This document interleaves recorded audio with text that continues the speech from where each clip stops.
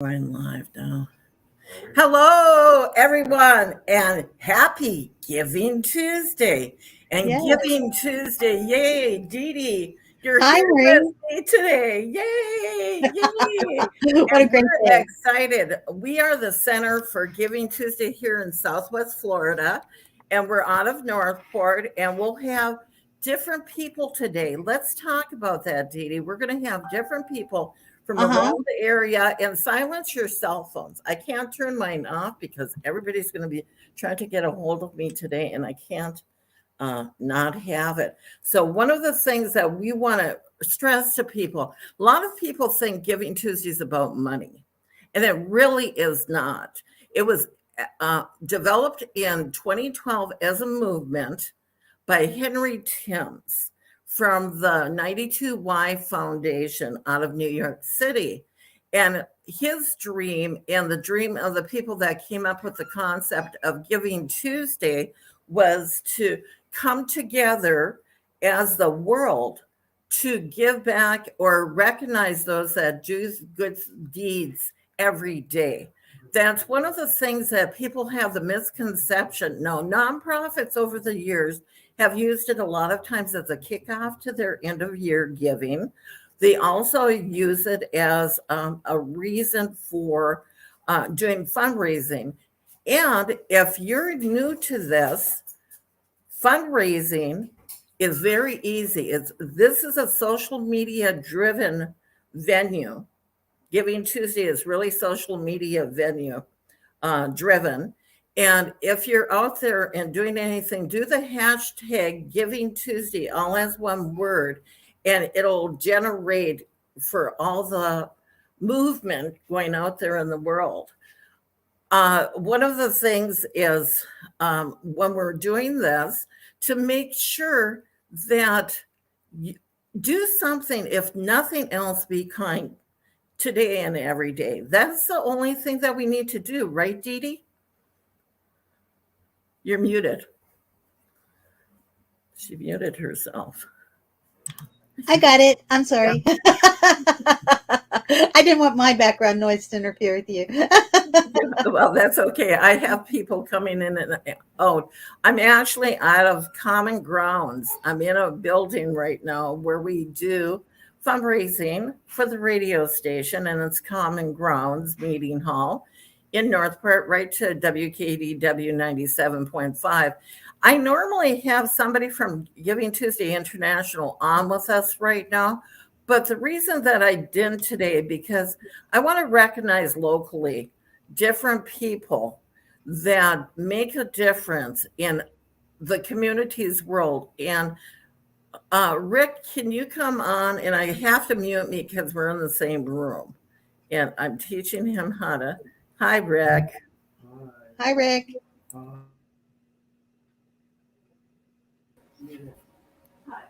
Hey, Rick, how are you doing? I am well.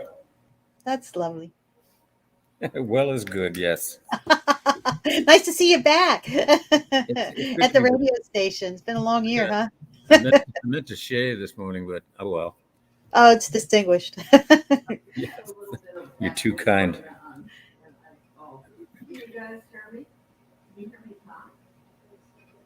So Marie's talking? Yes, of course.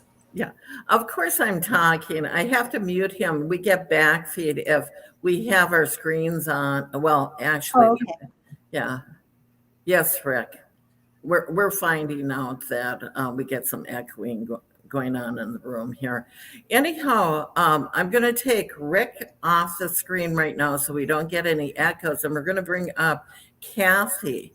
And Kathy, how do you say your last name?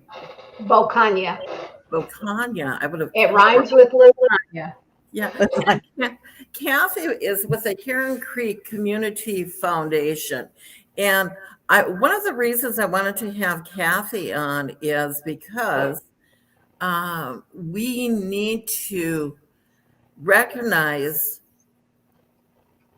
organizations and their golf course community.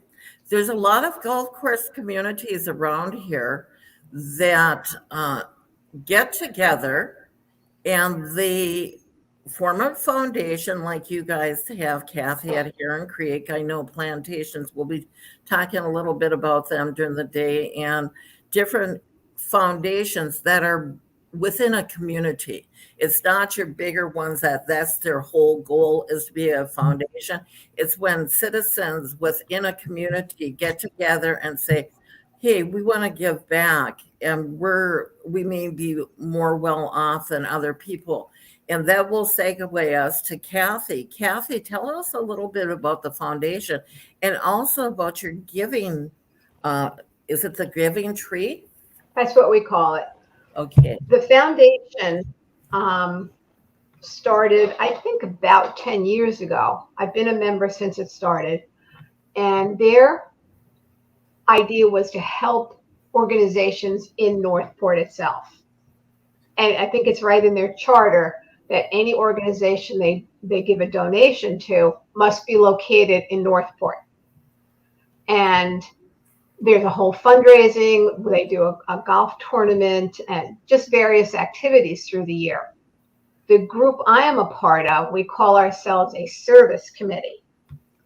And we decided to stay away from the financial part of it, but still try to help out within the community. And one of the things we do is the giving tree. It's a pretty involved process. We start in October. There's about 12 of us on the committee, and we decide our schedule. And we start by, I contact social services. We receive the names of 75 children. We create ornaments for the tree. So it means cutting them out.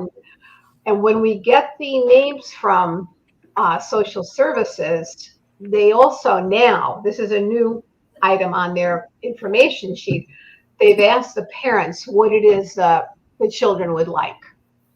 So, different suggestions, and we put the suggested things on our tree. So each child has 3 tags on the tree. One is something more practical, clothing, sneakers, PJs. Then we try to find some toy that they'll open it and go, oh, wow. And then we get a smaller gift. So every child gets at least 3 gifts. Wow. The community is very generous. We'll put a couple of suggestions, on the tag, and we'll get 5 or 6 different things back. Somebody might ask for a bike, and the person who takes the tag will also include a helmet and maybe the warranty on the bike. So by the time we get to the date that the gifts are due, we have a lot of gifts. The next day, like this year, it's December 12th. December 13th, we get a whole group of people that wrap all the gifts. Oh, and wow. On Tuesday, the 13th, we'll bring them back to social services, and they'll contact the parents as when to pick up these gifts. It's been a journey because we didn't know what we were doing when we started. We knew we wanted to create a Merry Christmas and be practical too for the kids in Northport. And so when we collected the presents, it was like, okay, where will we put all these presents? We're finally down to my good friend Marilyn Kishorik's house, and she collects all of these gifts, takes over her house. And then it was, where will we wrap them? We started out in my house for a couple of years.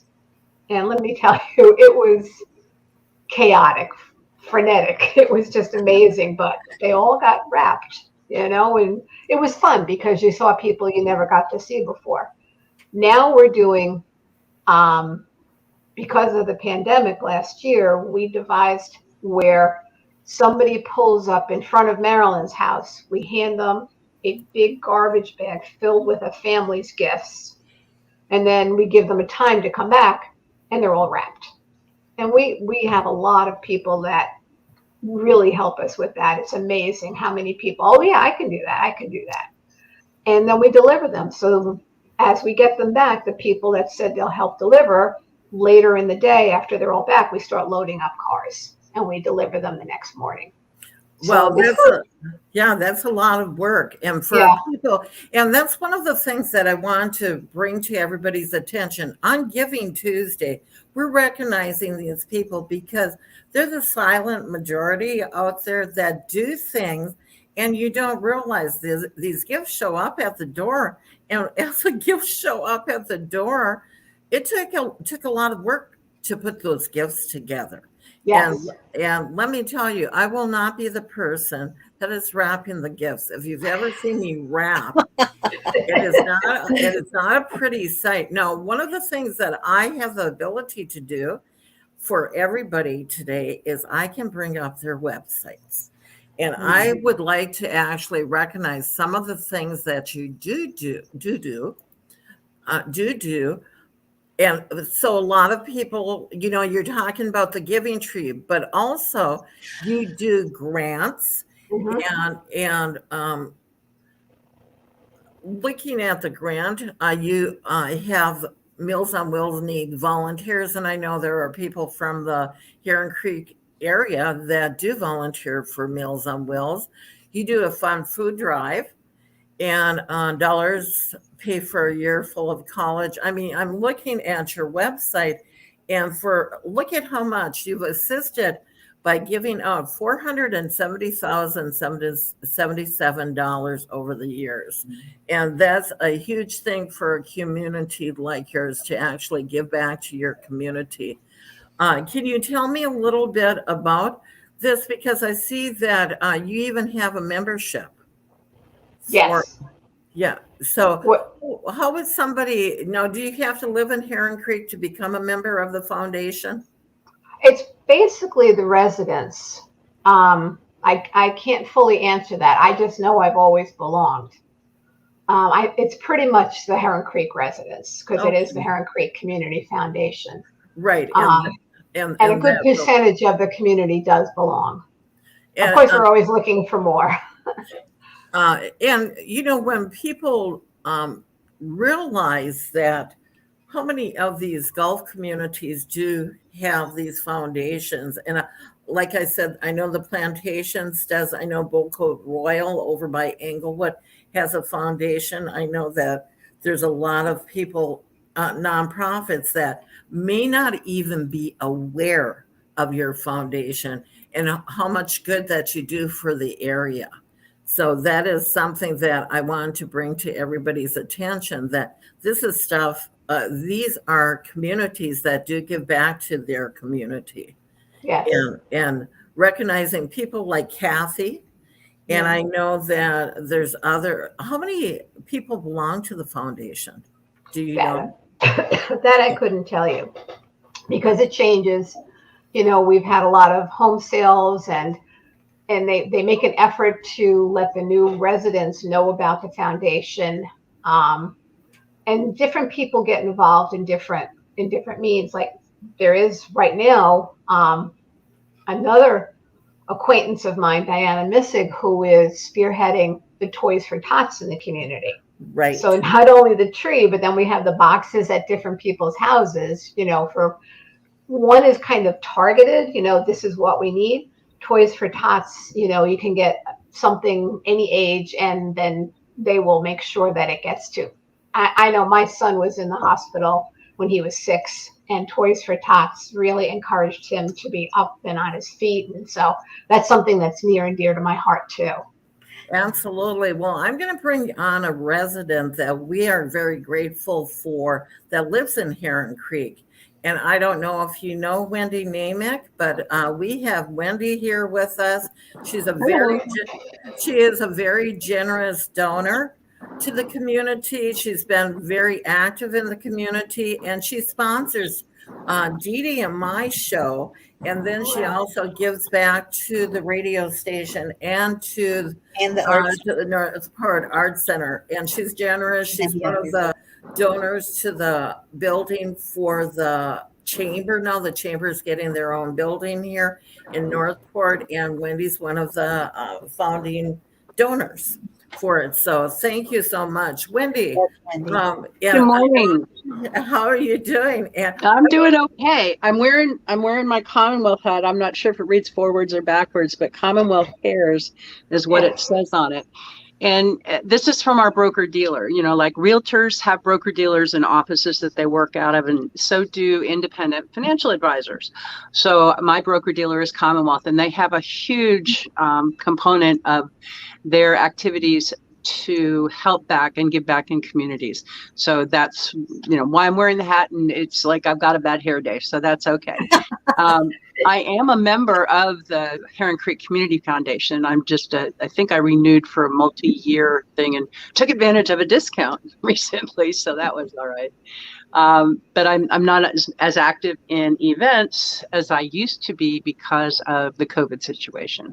So Omicron has us all tweaking our ears and paying more attention, but I'm happy to be able to do that. One of my other major sponsorships in town is for Meals on Wheels, and I feel that that's important to feed the people. So I've had my hands in a lot of different pies, but I'm focusing in on the radio station, the Arts Center, Meals on Wheels, and a few others that I give monthly, relatively small donations. And I'll be melting a little bit of my plastic today to support some other locals for Giving Tuesday as well.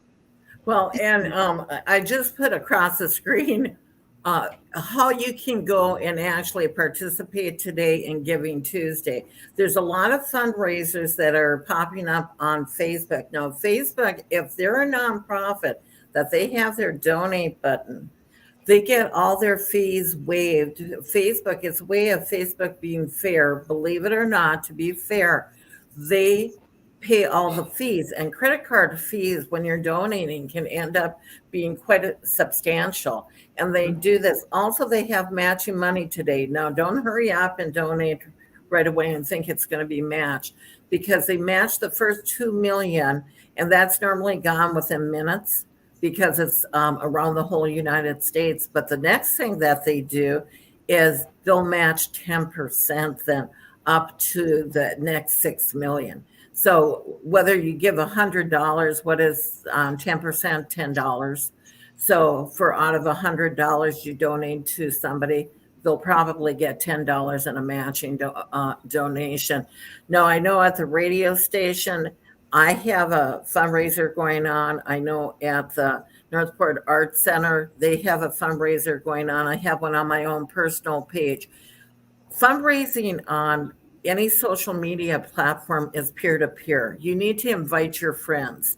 People give to people that they know and trust. Now, they may not be crazy about what you're doing. I mean, who gives to a radio station? I mean, truthfully, Wendy does, because she knows that we're community radio, and we're all nonprofit.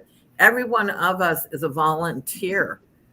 And here I have Rick Johnstone in the room. He's learning how to do streaming with me today. He'll fill in if I have to run to the restroom and do whatever. But you know, when you're working with people that do things selfishly, they do things out of the goodness of their heart, you have to recognize them. And the best thing to do to anybody is just say thank you. Don't, when we're looking around, so many times when people volunteer, it becomes for granted. Everybody has different kinds of skills, right, Dee Dee? Right, Kathy? Wendy? You know, don't ask them to do something that isn't in their wheelhouse or they're uncomfortable to do. No, some of us, like Wendy and Dee Dee and Kathy, may have gotten out of our own way and have come on and done things that we would have never dreamed of doing. And I know Dee Dee's shaking her head, yes. Yeah. And myself, yeah. And some of the things that they did not want to participate in, but they did, because they got out of their own way and the fear. And that's one of the things that I'd like to say to our audience today. Get out of your own way. Don't think you're less than when you go to do any kind of a volunteer thing. What's in your heart? Find what's here, what you have a passion for, and then find out how to do it. And if you don't know, you can reach out to any of us. Up on the screen here, Wendy Namick. I'm Marie LaBras, and my information is going across the bottom there. Kathy, she's with the foundation, and I'll kill her last name, and Dee Dee Gozian, and she's at the Northport Art Center. So you can reach out to any of us and anybody at the radio station. Rick J at KDW Radio. That's another one to reach out to. We can help you find where your passion can go, and be watching us all day, because you're going to see all these different nonprofits and other people that are doing well, because we can. We have the ability to share all of this information. We're on the radio. We just found out that Dee Dee and my show on Wednesdays, and Wendy, you'll be happy to hear that, we have 17,000 listeners. And my show on Friday has over 19,000.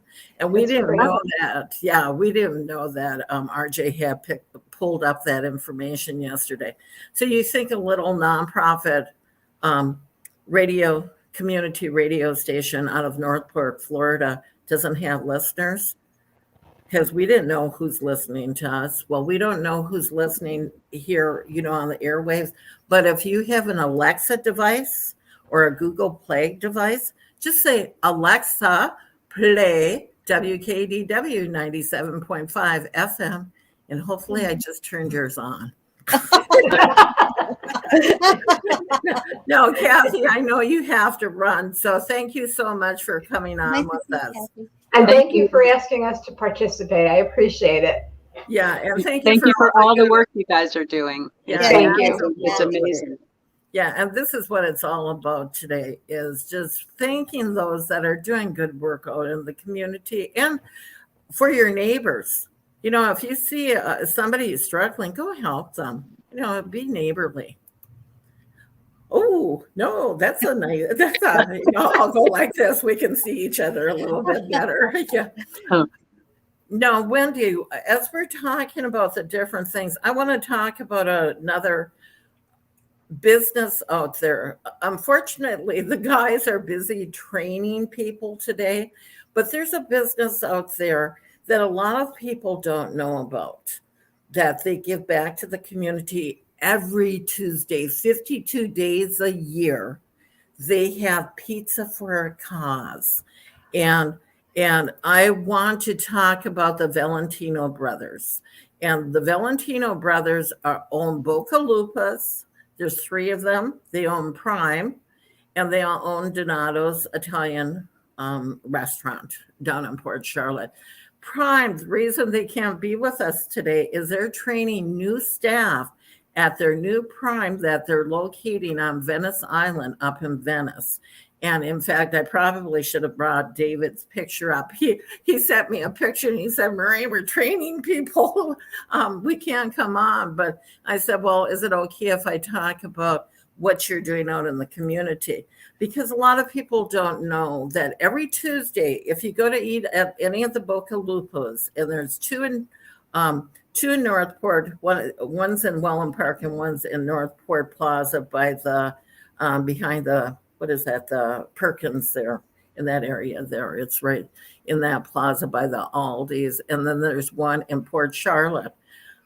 Every Tuesday, they pick a nonprofit in the area or a deserving group. Like it could be the Northport High School softball team or something like that. And they'll give back a percentage of the proceeds from all 3 restaurants. And I asked David a couple of years ago, how do you do this? Because a lot of restaurants make you give the people a piece of paper, and you have to actually present that to them to be able to get the money, and they staple it, the wait staff staples it to the bill. And then he said, Marie, we don't do that. We don't have time. He said, we just give a percentage across the board. No, I can't remember what the percent is. It may be as high as 10, because I know we participated here at the radio station a couple of years ago, and we received a check for $700. And that was just for, and that's when they only had the 2. They didn't even have the one up in Welland Park. And they do that to give back to the community. Also, they do a 5K run. They do Hull at the Moon, and they did it in October this year. And they pick a give back, and I think it was a heart foundation or something and it was a personal one. It was something for somebody personally that they gave the money for, but they don't keep the money for themselves, people, when they do those. And they're hooking up with Kia dealership in March. They're doing a 5K run at the Kia. And with that, Kelly from Kia will be on with us today at 12:50. So we'll be talking about that at that time. But Wendy, what do you have to say? Well, you touched on something before, and my ears kind of pricked up because, the importance to the nonprofits of the people who volunteer and our donors. You need to thank them. You need to go beyond belief to thank them, because, some organization, which will go nameless, left my name off of a list, and that's my lip pouting. Yeah.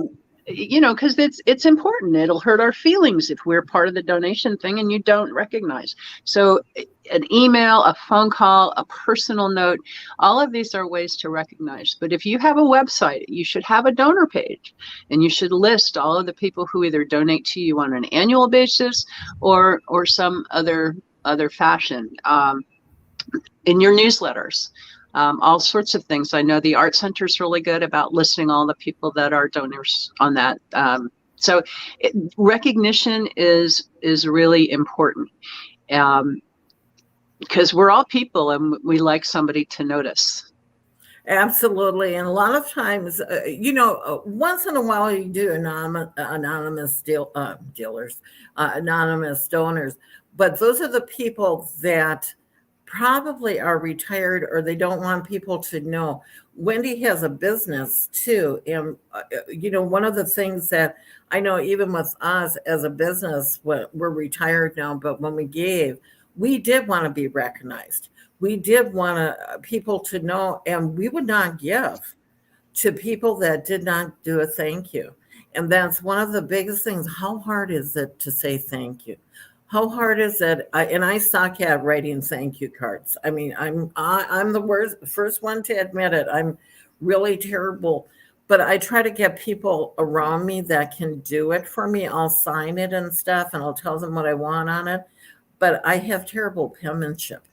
And I know if I do, they'll say, well, she at least made the effort. What is she trying to say here? What is it reading? Have you ever had that, Dee Dee, or people have trouble reading your writing? Well, I have pretty handwriting, so it's a matter that the kids can't read it because it's in script. Yeah, That's another story. When you're having a code all of our own. Right. Well, it's becoming hieroglyphics, and I know I'm getting off topic, but I was at a high school graduation party, and most of us older adults wrote in cursive. The graduate, was struggling to read our cards. And I go, oh my God. Yeah. I had a call come in. I'm sorry. I don't have it on mute. Oh, okay. Anyhow, that's one of the things that I wanted to say to everybody. The little things in life, saying the thank you, and truthfully, Giving Tuesday, that was really what it was originally meant to be, to do a movement and just thank the people and your volunteers, and maybe do a project in your community. Go clean up a street, go paint to the elderly. That would be me now, a home or something, or go do something good for somebody in your neighborhood, or, something that makes a difference. Because as we get older, and I know I'm the oldest one in this crowd here, I never realized it. When you see your parents getting older, what your limited mobilities are. And the things that you used to be able to do, I'd go, I can't do that anymore. I never thought this human forklift would be like that, because I used to be strong. Yeah. Rick's in the back of the room, and he and I work Kmart. as managers for years, and we had to put things up on shelves and move counters and do all that, and the body's worn out now. So, right, Rick? Yeah. I resemble that remark. Yeah. Yeah. My knees are particularly vulnerable, so I get it. Absolutely. I'm going to talk again about Pizza for a Cause because I want to tell the nonprofits out there exactly how to go about doing this. You go to the Boca Lupa, lupopizza.com and just / pizza for a cause, it'll come up. Or if you do Pizza for a Cause, and if you take a look, it's a real simple form that you just fill out. You put your name of the charity and the description of the purpose. They want to know why you're doing it, your website, a Facebook page, the address, and your 501c3 certificate number, or and the tax exempt ID, your contact person, your phone number, and email. How simple can that be? Really? That is simple. That is so simple to do. And so many of the nonprofits out there do not realize that. And a lot of citizens don't know that. If you're going to go to Boca Lupa Coal Fire Pizza, whether you're going to Wallen Park, Northport, or Port Charlotte, do it on a Tuesday. Yes. Because you're not only going there and supporting that business and eating some good food, you're also supporting a nonprofit. Every Tuesday, Boca Lupa has that going on. So let's move on. Let's talk about some of the other foundations around too. People get real confused in our area with Giving Tuesday and the Giving Challenge. And the Giving Challenge is put on by the Community Foundation of Sarasota. The Patterson Foundation does matching money. That is not till April this year. I think it's the 27th and 28th, if I remember correctly. And that's where it starts at noon and on Tuesday and it ends on noon on Wednesday. And the Patterson Foundation matches up to $100 of every unique donation. So at that time, I know that like $8 million gets raised during that time in those 24 hours. And there's over 700 organizations, nonprofits that participate, and they have to go through a process to even be qualified to be able to participate. And the last time we did it was 2 years ago. They do it every 2 years. And here at the radio station, they do like 10 prizes for different divisions. We won 3 of them. We're a small nonprofit. However, what you're seeing here that we're doing today, we were forefront in giving everybody a voice. Nobody knew how to do stuff because COVID had hit. And Yeah. nobody knew how to do the technology. Everybody was struggling. And Dee Dee co-hosted with me during that period. Marie, you saved the day. Thank you. Thank you for all you do.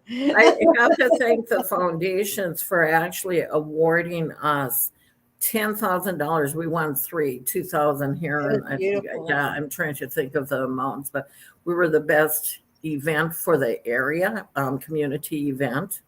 We were the best internet fundraising event. And then we were the best all volunteer, because none of us here gets paid, not one person organization and we were in the small categories. They had different categories, but we're grateful. I mean, $10,000 to us was a miracle. It paid the lights and all. So I am bringing on another person now that's coming up that's really going to be talking a lot, and I'm very grateful for her because she helped me put this together today for Giving Tuesday, because I've been real busy. I stream 6 shows a week and I have to edit 4 of them. So come on up. Yay! Hello. Hello. I am in Hi, good Joanne. company. Hi, Yeah, Dee Dee. you Hi, are. Wendy. How are you? Doing well, thank you. Wonderful. Well, Joanne, would you introduce yourself to the audience, who you are and why we even have you here today? Oh my gosh, thank you so much, Marie. I'd be happy to. I'm very excited to be here today. It's going to be a fun rest of the day. I know you guys have already kicked it off, but my name is Joanne Comiskey. I own and operate Vision Quest Leadership, and that is a training and development company that I also work with a variety of different people in, from business owners to corporate professionals to my most recent endeavor, which is nonprofit leaders. And under my Vision Quest umbrella, I started working with these nonprofit leaders probably in the last couple of years. And I really identified that there was a need for many leaders to have help with their strategy, with their developing staff people, with working with donors. And so there was just a variety of different things that I did identify as some opportunities. And so now, Marie, I'm very excited because I'm working with a large number of nonprofit leaders to really help them hone their skills, whether it be business skills or leadership skills. And it's really helping them to advance their missions and, really have the social impact that they intend to have. Well, and I'm very grateful for you doing this, because Joanne and I talked off air before about how important it is when you're in an organization. Now, the foundations do some training for coming up and that. However, they don't do the one-on-one training that really needs to be done. Sometimes people, when you're first getting into being in a nonprofit, you need to be led by the hand if you're not involved with a nonprofit before, or if it's something that you don't know those skills. And a lot of people don't know even how to do the ask. Now, I had to learn that. Everybody thinks I can ask for anything, and I can now. I can ask for anything. However, because if you don't ask, if they say no, that's the worst thing that can happen to you. Will they think less of you? I don't know. And, you get to the point. In fact, Wendy and I both went through Gulf Coast leadership class, and they use the Myers-Briggs strategy where you find out leadership skills. And I found out it's not all about me when people are thinking things. It's not about me. Well, that's my leadership skill. I'm real high off on, I'm E, the E. ENTJ is what I am. I've been an ENTJ for like 40 years, so it's pretty much true to force. So. Yeah, and I think I'm an ENE. Well, I run on emotion, and I'm over the top where I'm not an introvert. I'm an extrovert, and I was off the chart as extrovert. Yes, I know. Yeah, and I'm a hat wearer. Yeah, so you'll be seeing different hats on me today. And one of the things that I was so grateful with Joanne, and Joanne was probably really surprised that I said, I'm going to give you 3 hours today. Because she started up this she's going around and working with nonprofits. And I'm going, you know what? Give Joanne that opportunity to have a platform. She has her other platform, but this one's a streaming platform. And Joanne, if you didn't hear us earlier, Dee Dee's and my show is getting lots of traction, and the radio station, the lowest number is 5,000, and everything else is way up there for listeners per hour. And we're so grateful. And yesterday, when RJ, the station manager, was reading us those figures, I said, who is listening to our shows? But is it, you know what, Marie, you have created the opportunity. And I remember when Dee Dee started this with you, you guys have just come a tremendously long way from, sort of the inception of the idea. And then look at what's happened now. This is fantastic. It is. Yeah.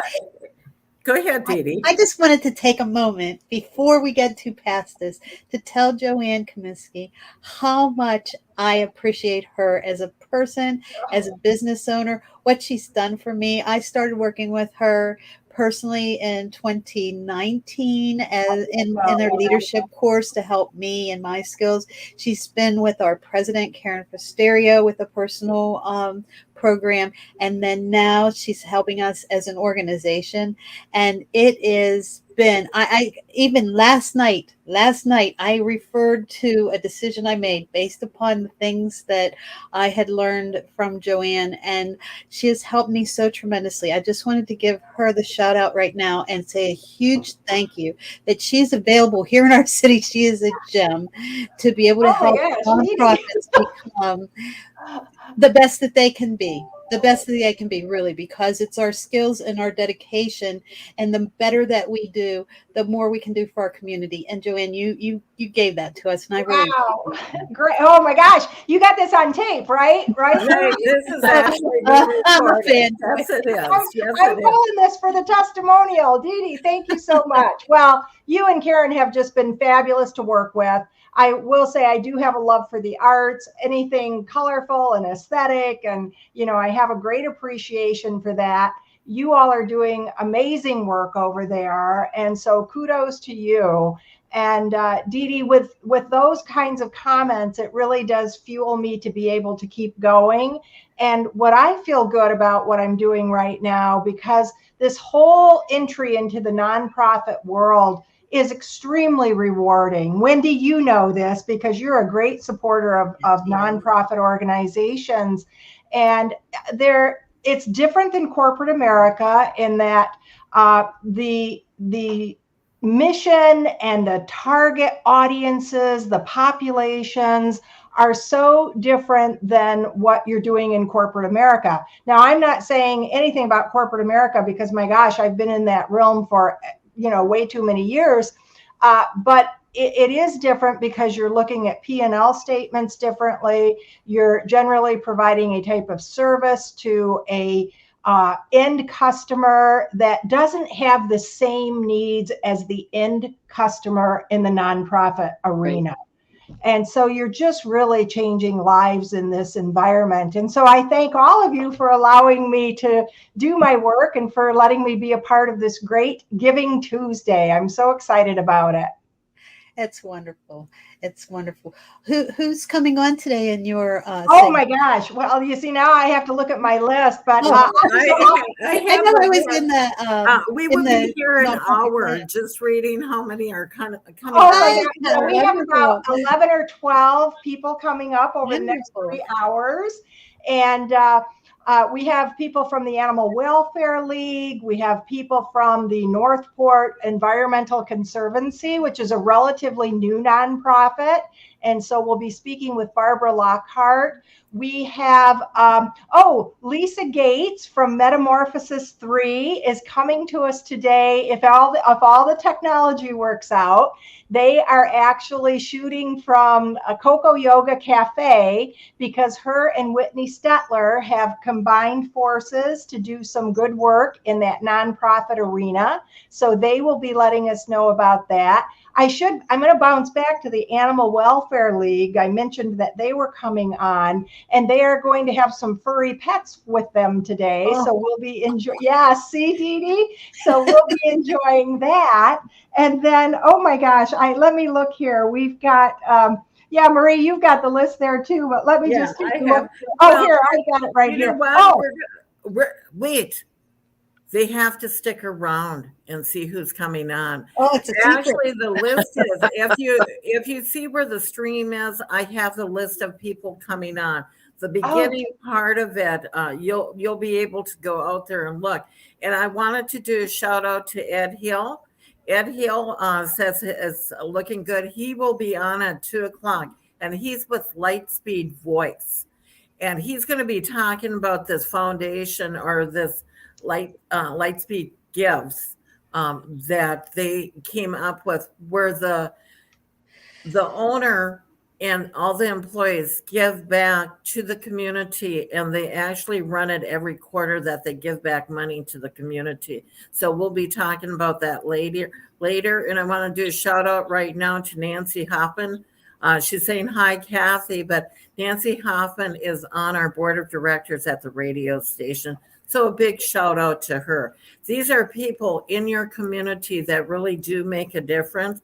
Ed Hill, he's doing the SIMSAC for Leadership Northport that they're having something at Old World. I always want to say cheese shop because when I moved here, it was Old World cheese shop, but it's an Old World restaurant. And I have to do a shout out to Christine and her sister and family there. They are some of the They're most amazing. generous, another restaurant that does so much for the community. All you have to do is call up Christine, walk in and talk. Christine, we're thinking about doing this. Is there some way you can help us? She's always there with her arms open and the doors open. So they're doing the Leadership Northport kickoff there tonight.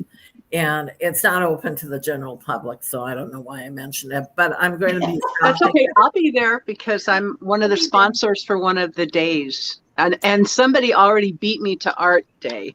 So I took the nonprofit day instead. Thank you, Wendy. Well, we're grateful. See, again, another thing that Wendy does out there, because she has the dollar means where a lot of people don't have that dollar means, but maybe you have time.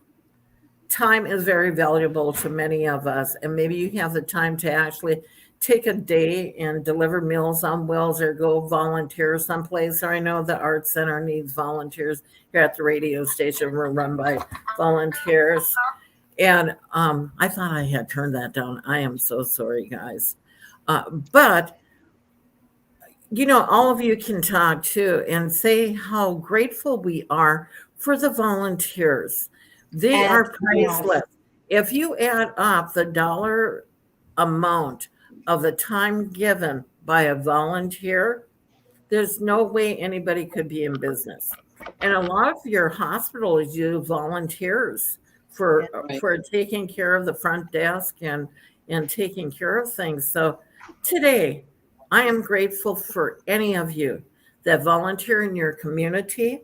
I'm also grateful to anybody that goes across and helps a neighbor, even pick up their mail and bring it to them today, out of their box and say, so it'll save you a trip out to your box to go. Just to tag on to the Meals on Wheels, they not only need drivers, they've got a tremendous core of people. They're delivering an amazing amount of meals every day, and they need help in the kitchen to do the preparation. And, they need help with all sorts of different things. So, it's not just, if you don't have a car or you don't drive anymore, you may be able to go down and help them package up the meals that are going to be distributed. There are just so many opportunities. It's hard not to find, especially if you have a lot of time, if find something to do. There's always something. If it's go to the library and read to children, that is just such a tremendous opportunity to get kids connected with reading is awesome. So. Yeah, Dee Dee's raising her hand. She's I just wanted to say about volunteers. Yeah. Okay, go ahead. I started at this art center as a volunteer. I came in and it was such a warm and wonderful place that I stayed, and I gave my 100% and plus to this art center.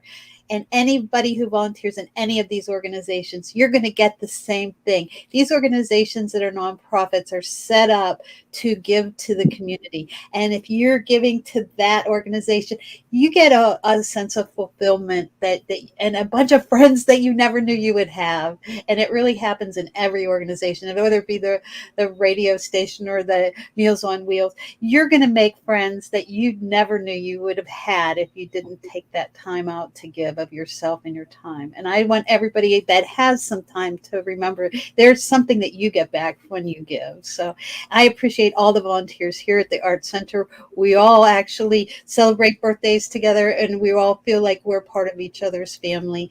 And it's a good experience. It really is. And I really loved volunteering here, that I just kept doing more and more. So Well, I just want to say what a great experience it was. And that's how I met Wendy, actually. Wendy was here when I volunteered, and Ah, she was such a nice, nice and Oh, wonderful. yeah, I was on the board. Maria's now on the board, so she's taken over that. But I was on the board for a while, and I have a grand niece who I am now bringing up for the free art Saturday. And shh, don't tell her, but there's a Christmas present from Santa for an art class that's coming her way. So the art center is a tremendous place. It's amazing.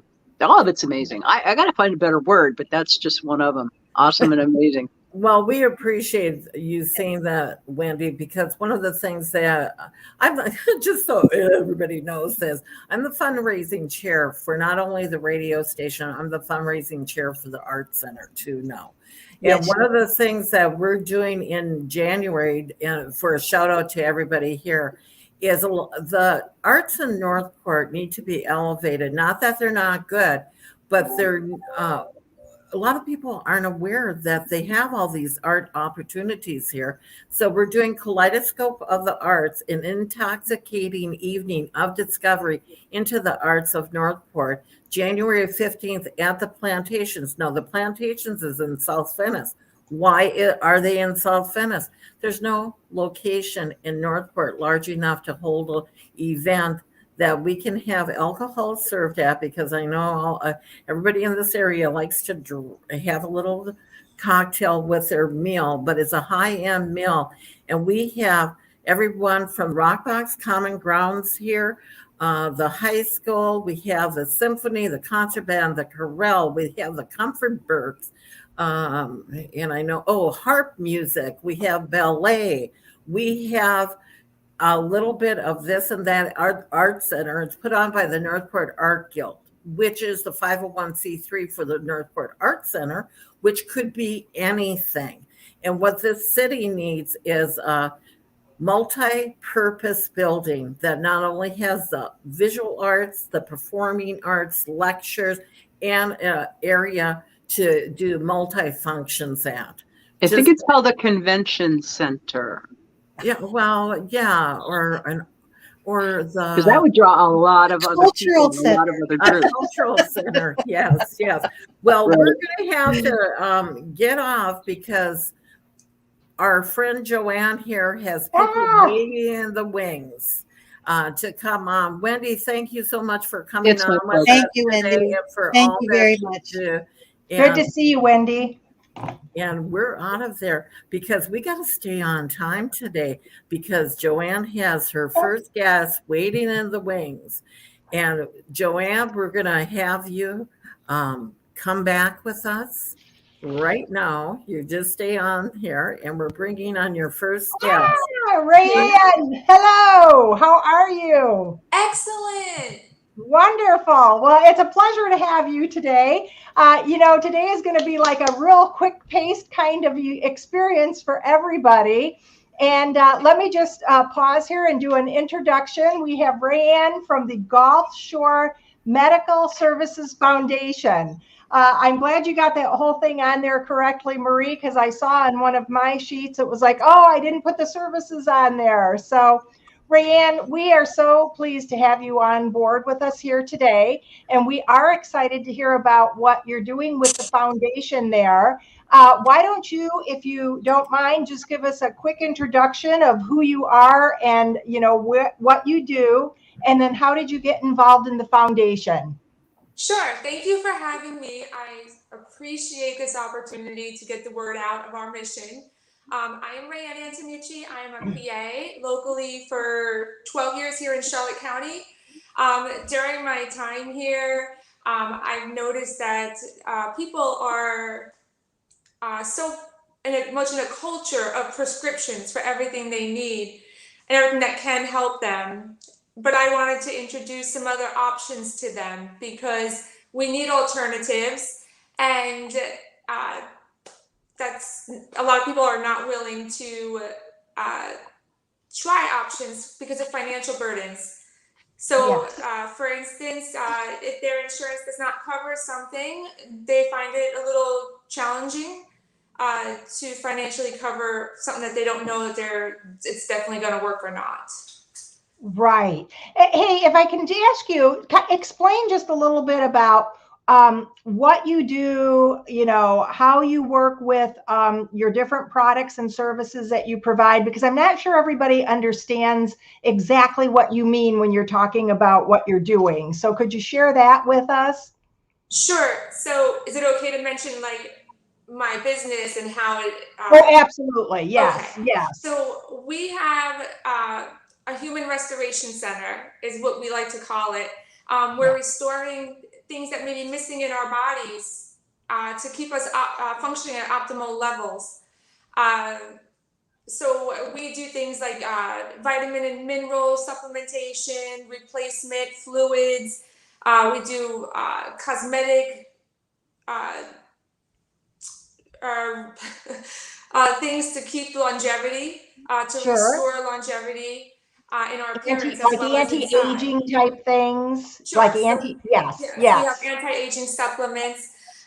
With that, we do believe in keeping our bodies at optimal oxygenation, and aromatherapy is part of that. So we have aromatherapy here with the oxygen, recreational oxygen.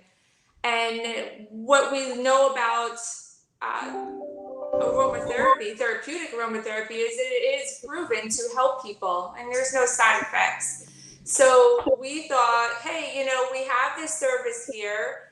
Let's mainstream it to where people can come in or learn how to do this at home and have a better quality of life. Because once they're oxygenated, just to begin with, that helps us function, especially our brains, to function at a better, healthier level. And then with the aromatherapy, there are therapeutic advantages to it when it's all natural. Well, and I think it's wonderful. Yes. And so I think it's important for our audience to sort of understand the background on that, because then I know you have some great stories about how reaching out to these populations who maybe don't have the wherewithal to utilize your services, you have these stories of where you've really been able to help them in a number of different ways. Could you share one of those stories with us here today? Oh, I'd love to. So, as a parent, this one definitely hits home with me. We have, several, but we'll use one for example. A child who has difficulty focusing in school. They're anxious. It's hard for anyone to sit in a desk all day, with or without any kind of diagnosis. So eventually, it got to a point for one of our patients that he was not going to be able to return to his normal program at school because his behavior was disruptive, and his parents were just not ready to put him on prescriptive medication, which there's a place for in everything. I'm not saying prescriptions are bad, but for them, it was not to what they wanted to do. So they were referred to us. We helped him. Basically, we've given him rollers with 100% natural plant-based essential oils. He can apply during class. We provided a diffuser for the classroom with approval from the district.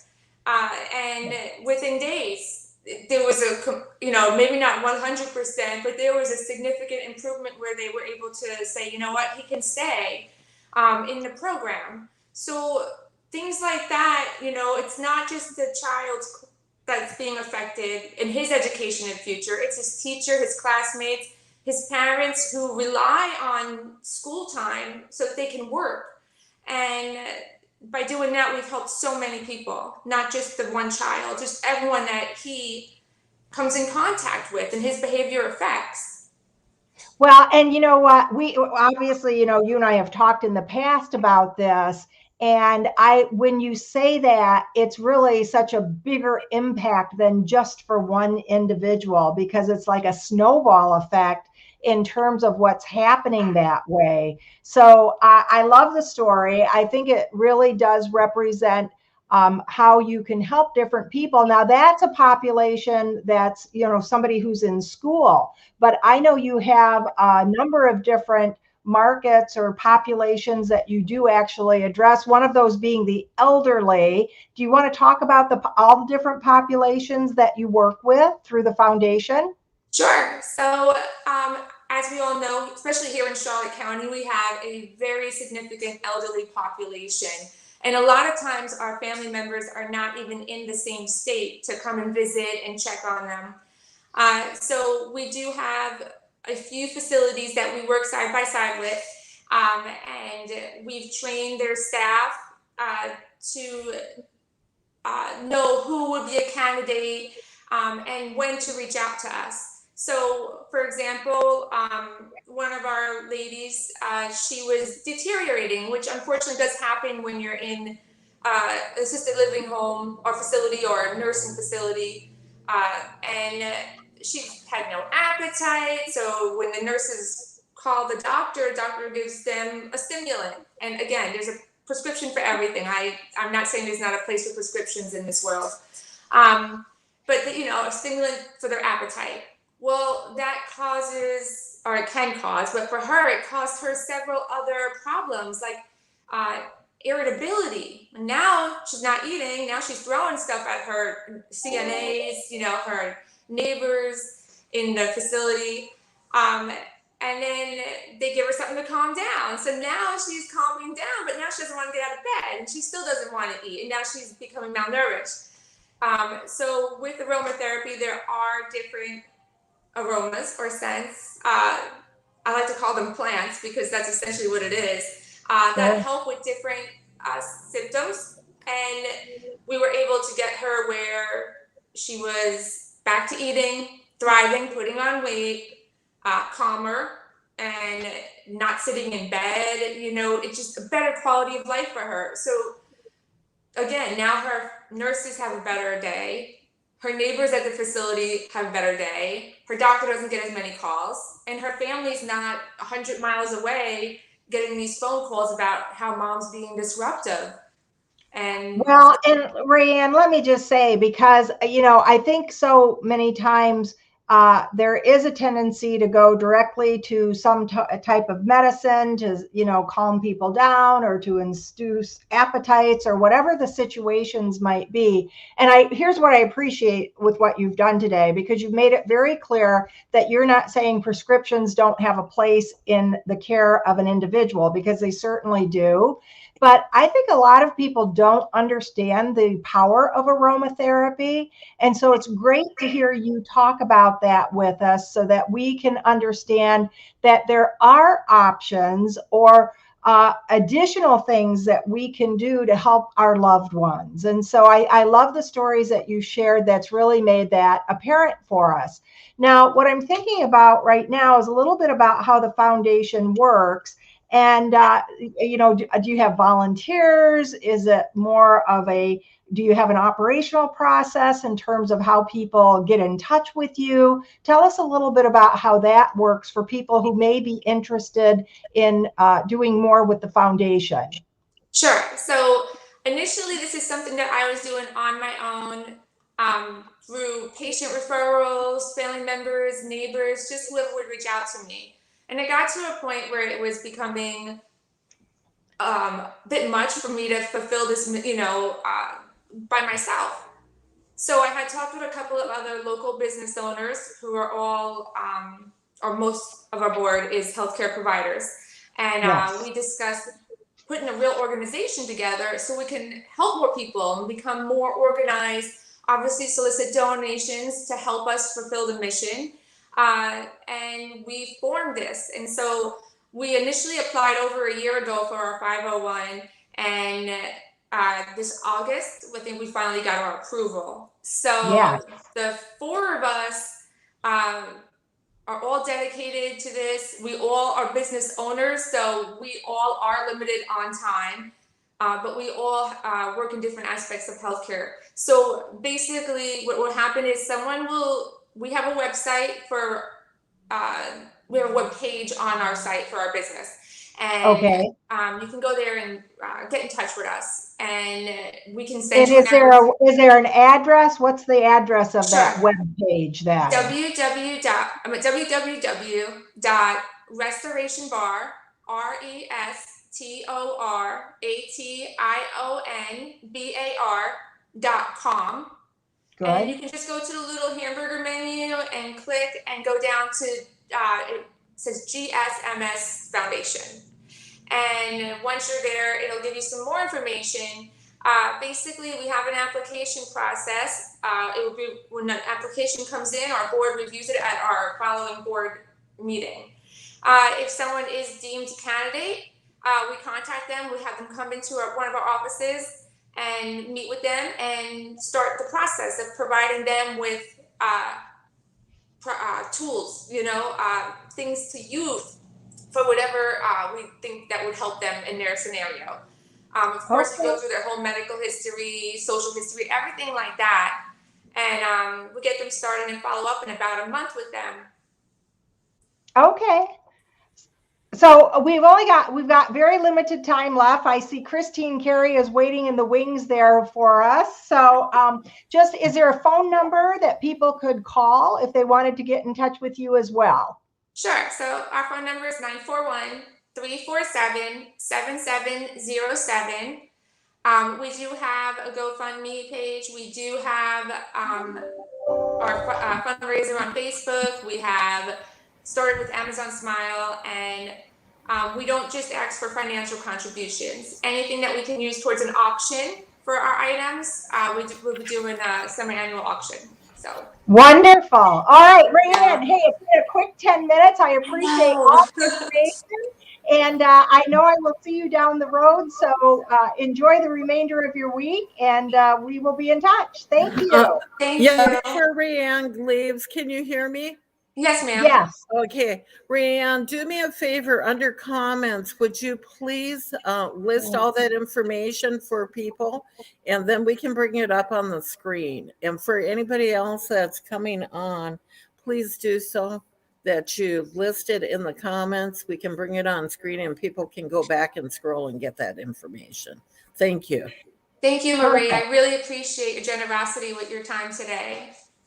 All right, fantastic. Thank you, Rayanne. Thank you. And thank you, Marie, for, yes, put those in the comments, and then we'll have a whole record of all those contact information things for you. Christine, let's see, I think we are ready to bring you up, if I'm not mistaken. Marie, let me know.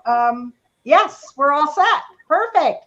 Hi. Carey from Valerie's house. How are you today? Great to see you. I'm so excited to be here. Thank you for this opportunity. Well, Giving Tuesday, as you know, is a worldwide phenomenon, is what I'll call it.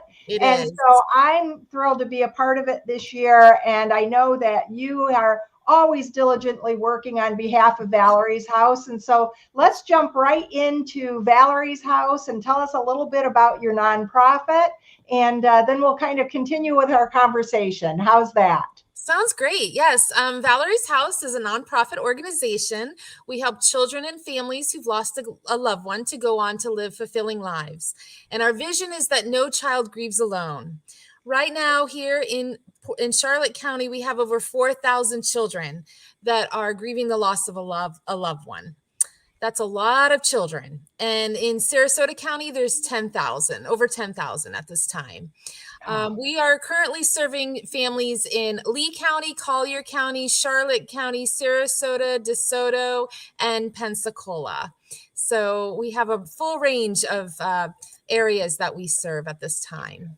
Well, and Christine, here's what I love about Valerie's house, because I do think it brings something to the forefront that many people are not aware of in terms of what happens when children do lose their loved ones, because there's tremendous challenges that they go through.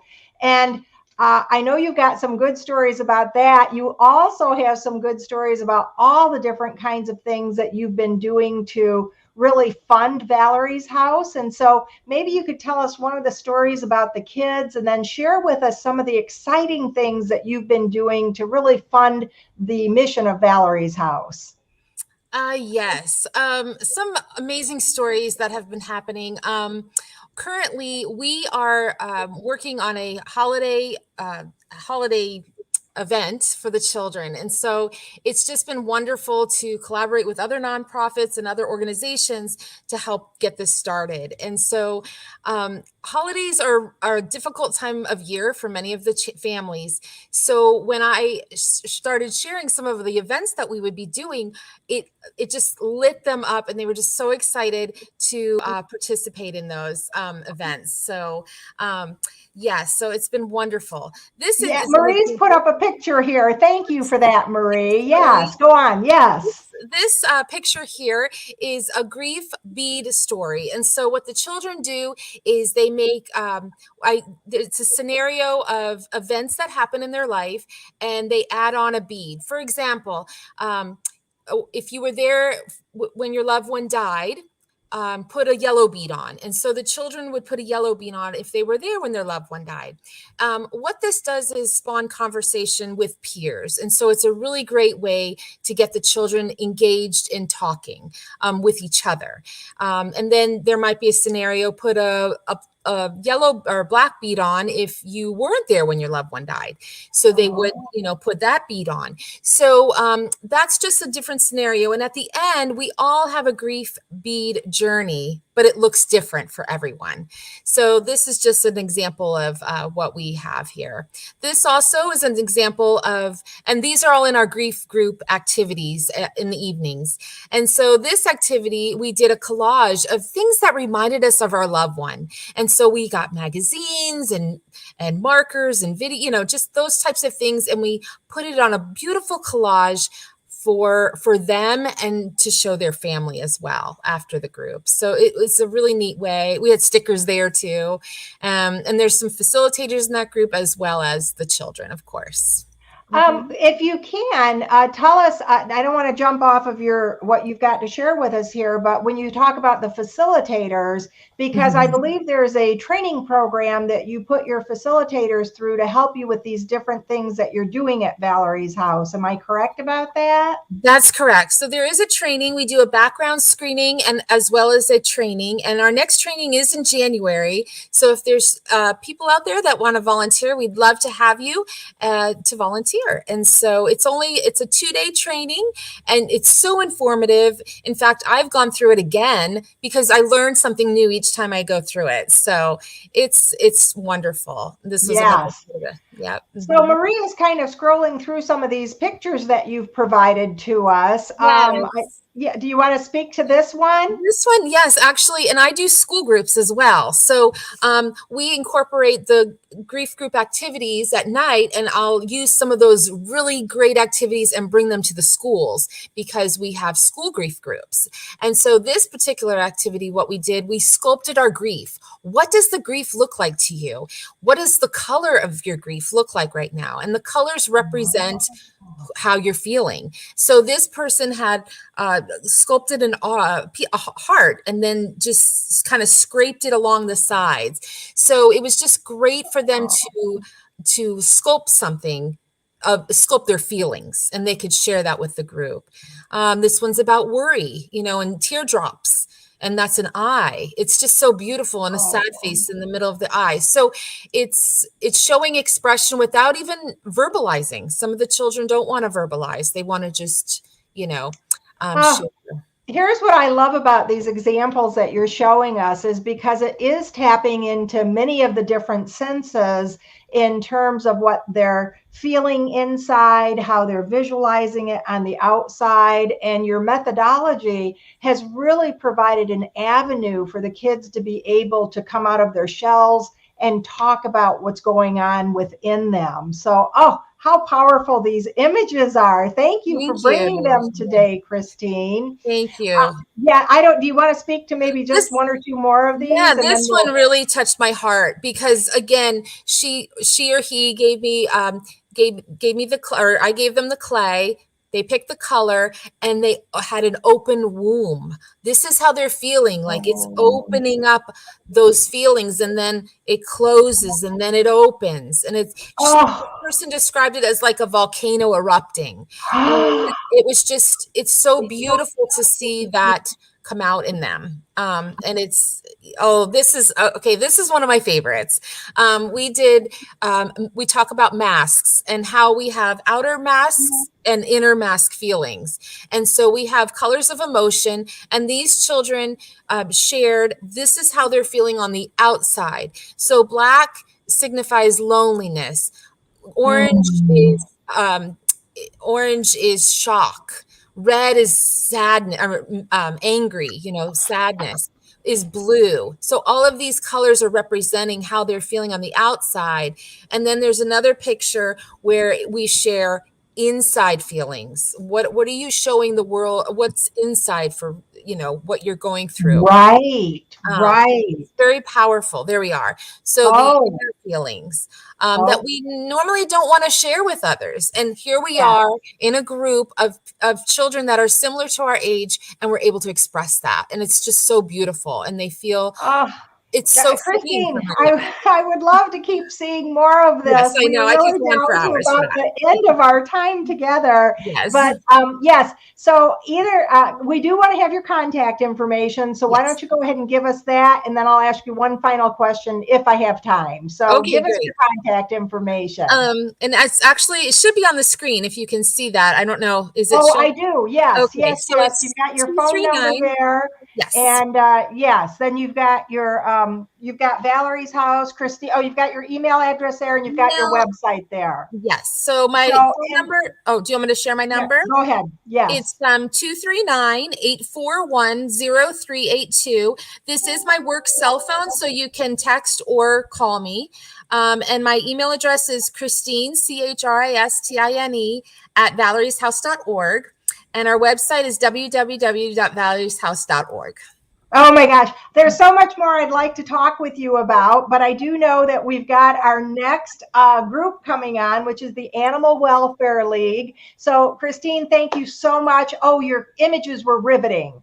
And thank you so thank much you for sharing that. So we look forward to seeing you and your success down the road. Thank you so much. Thanks. Yes, thank you, Christine. Bye-bye. Bye-bye.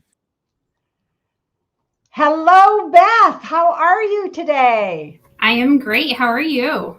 I am wonderful, Beth. I am Joanne Comiskey. I have not had the pleasure of meeting you previously, I don't believe. And you are here with us today from the Animal Welfare League. So thank you so much. And you've got a furry friend. I do have a furry friend who is being a little bit rambunctious at the moment.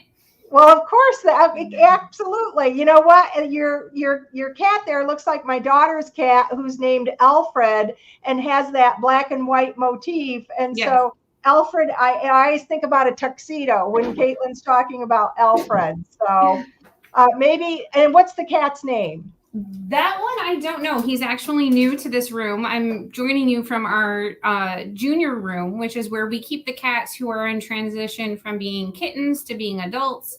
And they get to just kind of play around, lay around. And I don't know if you can see just up behind me there's a little window. Yes. The cats actually get to go outside and spend some time outdoors like if they were on the lanai. Oh my gosh, that's why I can see that. Isn't that wonderful? What a great design. So yes, Beth, if you could, Beth, tell us what your role is there at the Animal Welfare League. And then tell us a little bit about, how do you serve the needs of your population, which is the animal population, and share some of this information with us. We'd love to know more about it. So I am the marketing manager. I've only been here about 3 months, and it's been amazing since I've been here. I've learned a lot. Our cats and our dogs are basically like all of our children. We pay attention to each and every one, and every time one gets adopted, we're just all so excited that they're getting to go to that forever home. Today specifically, I wanted to talk to the community about what our medical fund does. Okay. Every single one of our animals that comes in or out of the shelter leaves spayed or neutered, and it's up to date on all of its vaccines. And you can also purchase a rabies certificate from us. So what our goal is to expand that into something where we can offer services like our help program, which actually helps low-income families control the local pet population by getting a spay or neuter for only $20. Wonderful. Yeah. Wonderful. I don't know if anybody's been to a vet, but it can get kind of expensive for that sort of service. So that's what we're here for today. And so obviously you're trying to fund that benefit that you provide. And are there, because I'm kind of looking at my notes here a little bit, because I know Sherry and Diana had shared with me some of the many different things that you have going on right now that do in fact help fund these different types of initiatives. Yes. So can you speak to some of those events that are coming up? So one of the ones that is coming up is actually this weekend. We're doing Pet Photos with Santa. So for a $5 donation, you get to get your pet's picture taken with a tropical Santa. Oh, I love it. And we're also offering a microchip service for only $25. If you make an appointment while you're here, you get the service, you're in and out, get a picture with Santa, and then your pet's microchipped. So if it does get out, if it gets away, if it ends up back at the shelter, we can scan that chip and get that animal to its rightful owner as quick as possible. Boy, if I may just interject here for a moment, that whole microchipping of your pets, I don't know quite how long it's been around, but I'll date myself here, because certainly when we were growing up and we had our pets and we didn't have the microchips. Tell us a little bit about that briefly, if you can, about that microchip process or how that works. What happens is it's just a small chip. They insert it under the skin. And what we do is we have a wand. So if a pet comes in, the first thing we do for a lost and found pet is scan the entire body of the pet to see if it has a microchip. And what those do is it lets you basically link it to an online database. And if you move, if you change ownership of the pet, all you have to do is go on that website, change your information, and then it's updated. And then no matter where you go, a vet's office, shelters around the world, they should all have this technology. And it really does save lives, because I can't tell you how many strays are out there for years at a time without being able to be captured. If we know that that animal belongs to somebody, it goes home right away. Yeah. Oh, I mean, truly, what a great use of technology, and what a wonderful way to protect our pets. Well, I'm coming Marie, go in. ahead. Yeah, I'm coming in because we got our best cat ever through the Animal Welfare League of Port Charlotte. And one of the things that they do, you work with, is it PetSmart? Where do we get it? It's up that because you had the smaller ones at the place, and there was we didn't find what we really wanted at the shelter, so you sent us over where you have them in places for that you can get them at, and it's the one by the Home Depot. We actually have, I think it's 6 pet stores now that actually help us with the cats. They'll house the cats, they feed the cats, they'll help. We have volunteers that go in every day and change the kitty litter and check on the well-being of the cats, but you can actually adopt our animals from the pet stores. And what that does is, especially during COVID, when we can't have a lot of people in the shelter at one time, it gets these animals exposed in a way where they normally wouldn't get seen. Well, and one of the things that I want to say is he's the best cat we've ever had, and we've had cats all my adult life, and he is the best. Best pets are shelter pets. And I want to talk to you too about what you're doing for Giving Tuesday, because I see you have a match going on. We do have a match. And how would people donate to you? 2 of our donors have agreed to actually match up to $20,000, which last year we only made $22,000. So this year we're on a projection to reach 40, and that number is just amazing. In the email that I sent out for donors last night, it's $50 to $60 to spay or neuter a pet. So just one $50 or $60 donation gets a cat so that it's not overpopulating our community if it does get out. $100 will help put a pet in a foster home so that it doesn't have to live a life in the shelter, which also exposes the pet to people who would not normally see the pet because friends come over, people walk their animals. It's a really cool experience for that animal until it gets its forever home. Well, And then a donation of $250 or $500, you can basically take care of an animal in the shelter for 6 months, which doesn't seem like that much when you're talking 6 months. I mean, we as humans could not live off of $500 for 6 months. And another thing that you do that a lot of people don't know about is the old towels and blankets and things. Instead of throwing them in the trash or that, you'll take them for your, as long as we will. We anything that doesn't have fluff in it. So old towels, old blankets. We'll even take the crocheted ones. We just don't want the dogs eating the fluff. And of course, the kittens, they love those fuzzy little blankets that everybody has right now. Other things that we always need, of course, food, wet and dry food for our kittens, for our dogs.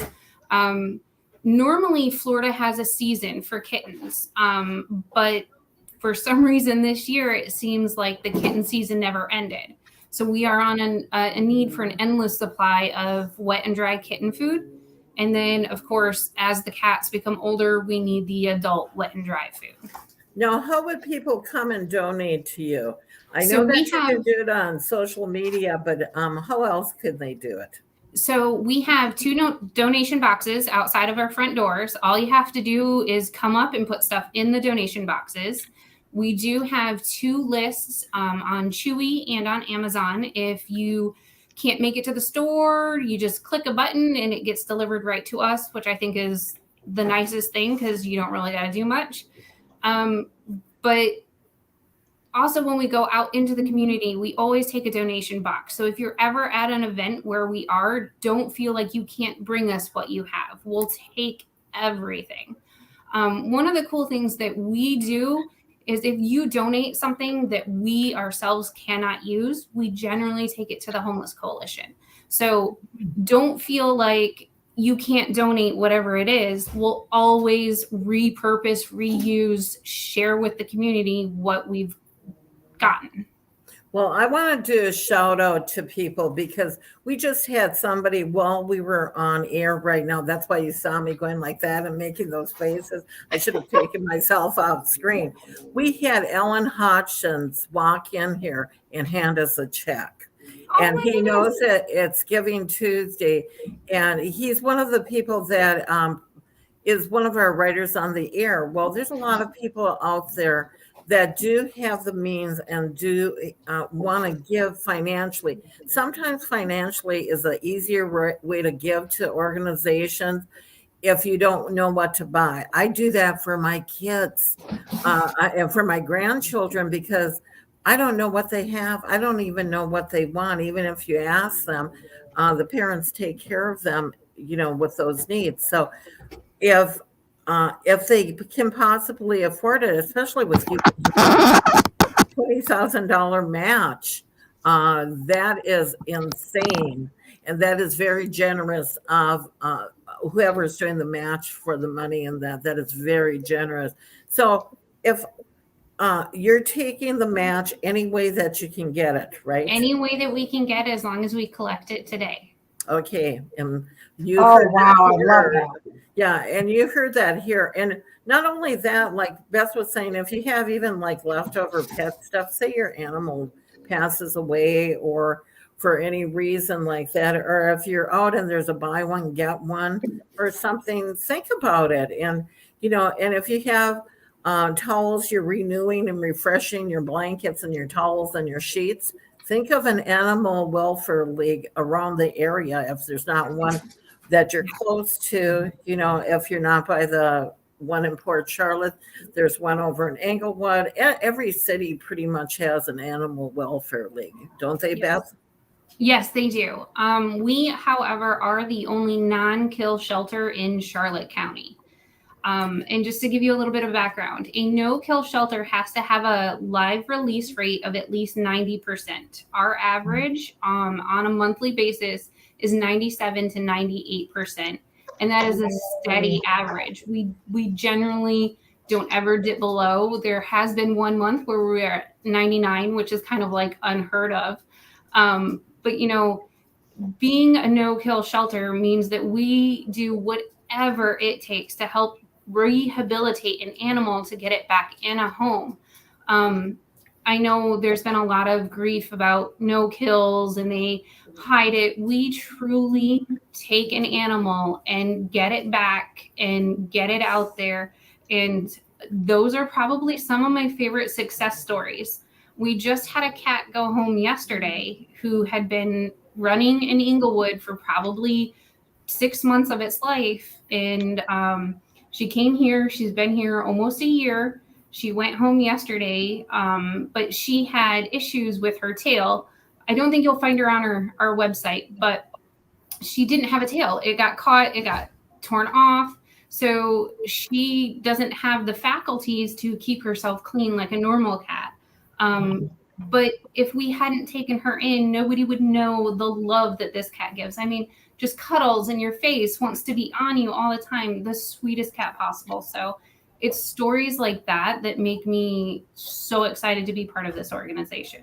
And if you look at the screen right now, I'm bringing up on the screen some of the animals that, now, are these animals still in the shelter? So the animals that you're looking at right now are some of our long haulers. They have been here for more than, I think it's 6 months or 3 months that they have to meet a criteria to be on this page. Miss Winnie up there with the little red heart, she is actually someone we featured on our Giving Tuesday page. She has diabetes. She's the sweetest cat. She is a senior. So she needs a little extra care, but things like insulin, things like special foods, people don't realize that those do cost a little extra. But if this was the only pet in your house, it wouldn't be much more than what you would normally pay for a single pet. I think we estimated her cost of care is about $90 a month. I don't know if any of you have large dogs. I spend more than $90 a month on dog food. So it just kind of, it takes a special person to see this cat for what they really are. Absolutely. I'm getting off right now. I just wanted to come on and do a shout out and talk about how much I really appreciate the Animal Welfare League of Port Charlotte, because they have made a difference in our lives and our families' lives. So, well, Marie, I appreciate that really testimony from your own personal experience, because Beth, that's really what it's all about, right? Yes. People understanding the good work that you're doing that way. And so in terms of, if you have people that are saying, oh, I'd like to give of my time, how do you bring volunteers into the fold for the Animal Welfare League? So there is a volunteer application online that anybody can fill out. And then our volunteer coordinator, Lisa, she reaches out to the people who filled out these applications. We have schedules. We have different departments that you can work in. In general, we always need dog walkers in the morning, dog walkers in the summer. And it's no joke. We need people to come in and scoop kitty poop, which is not a glamorous job, but it's what it takes to help these animals keep going. Excellent. And then let me see. I'm just looking at our comment sections because I don't know that your contact information has been put up yet, but why don't you tell us what your phone number is, what your website is? I know Marie's been displaying it there, but we will have you put that in the comments section at the end of your segment here, if you would too as well. Yep. But share that with our audience, if you would, please. Definitely. And thank you guys for listening today. Yeah. So tell me what's the phone number? The phone number, sorry, I don't have it memorized yet. Oh, that's okay. 625-6720. And Say we that are one here- more time. Say it one Yep. more time. 941-625-6720. And then for going to your website, if they want to do donations on the website, that address Yes. is what? awlshelter.org. Okay. And if you there- search Animal Welfare League, we should be the first one that pops up. Oh, yes. Well, I have to tell you what you were saying about your hitting that 99% percentage, in terms of being able to get different animals, their new homes and whatnot. Mhm. That's an impressive number. And so I think you do have a very exciting program going on today with your match. We'll be excited to hear when you hit that. And so send Marie and myself an email. Yay. Yes, I will. I'm so excited. Like I keep watching. I'm like, oh my gosh. It's Yes, an exciting thing to see that community, our community, supports us in what we do, because we couldn't do it without them. Yes, yes. Well, and Beth, I so appreciate that you did come to us today from the cat room, because it Yes. allows us to see a little bit of the inside of and there we you go, go. up to the lanai, right? Yes, out to the So lanai. we appreciate seeing your design and how you're taking care of the animals that way. So we do look forward to hearing more about your success. Thanks to Sherry and Diana for having you I will let them on know. today. Yep. Yeah. And so I see that we've got our next up here with Monica having a lovely fireplace behind her. Do you see that? I do. Yes. It makes me want to have a hot toddy. So Beth, thank you so much. We're going to go to our next group of people here with Monica. We've got you on here. And I know Diane is planning on joining us momentarily, if I'm not mistaken. Hi, Monica. How are you today? Hi, I thought we'd have a fireside chat. I'm doing great. I love it. It's fantastic. Thank you. Like I said, here, I can bring my drink, but it's water. So here. Oh, okay. Yeah, we need some hot chocolate or something like that. You know, a little mulled wine. Yeah. Yes, exactly. Well, Monica, thank you so much for being here today. As I said, I do think Diane was planning on joining us. She might be slightly delayed, but why don't you, we'll just kind of jump right in if that's okay. And tell us a little bit about the work that you are doing at Drug Free Punta Gorda so that our audience can understand your mission. I'd love to. Thank you. So, Drug Free Punta Gorda, we are a youth substance abuse prevention coalition.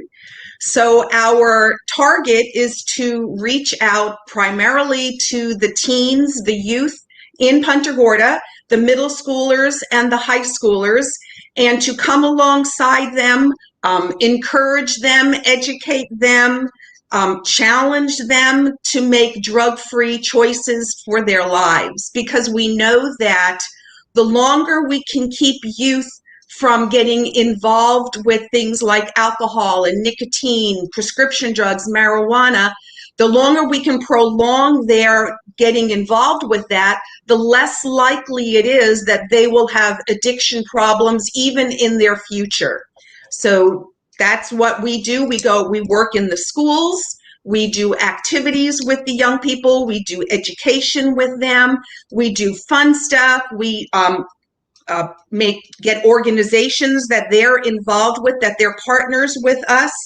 And we also reach out to the adults and the parents in our community, because we know that parents are the number one reason that youth choose to not get involved with drugs and alcohol. So for them to know the importance of their role is part of our mission as well.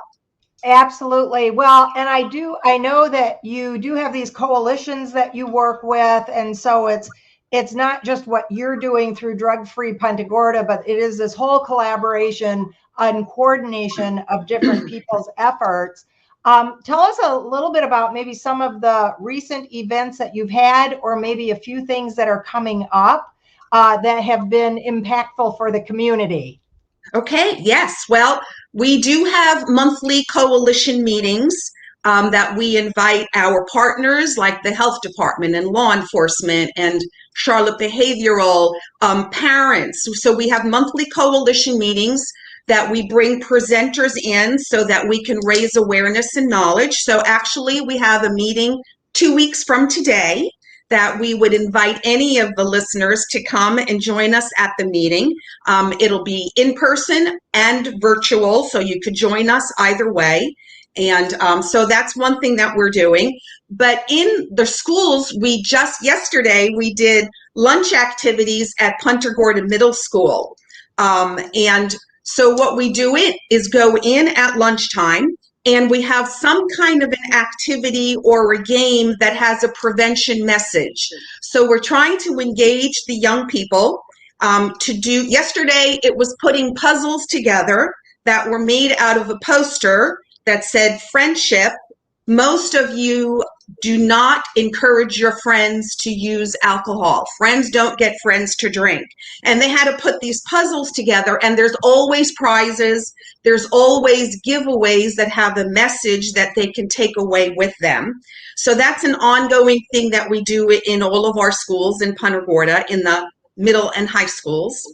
But another really exciting initiative, actually there's a couple. One is called DeFi, and that's Drug-Free Youth. And that is where we get our students to make a pledge that they're going to be drug-free. And they have to sign a contract to commit to being drug-free. They have to prove that they're drug-free by taking a drug test on the spot to show them the seriousness of their commitment. We want them to know that this is serious, and we're going to make sure that they're drug-free before they can become a DeFi member.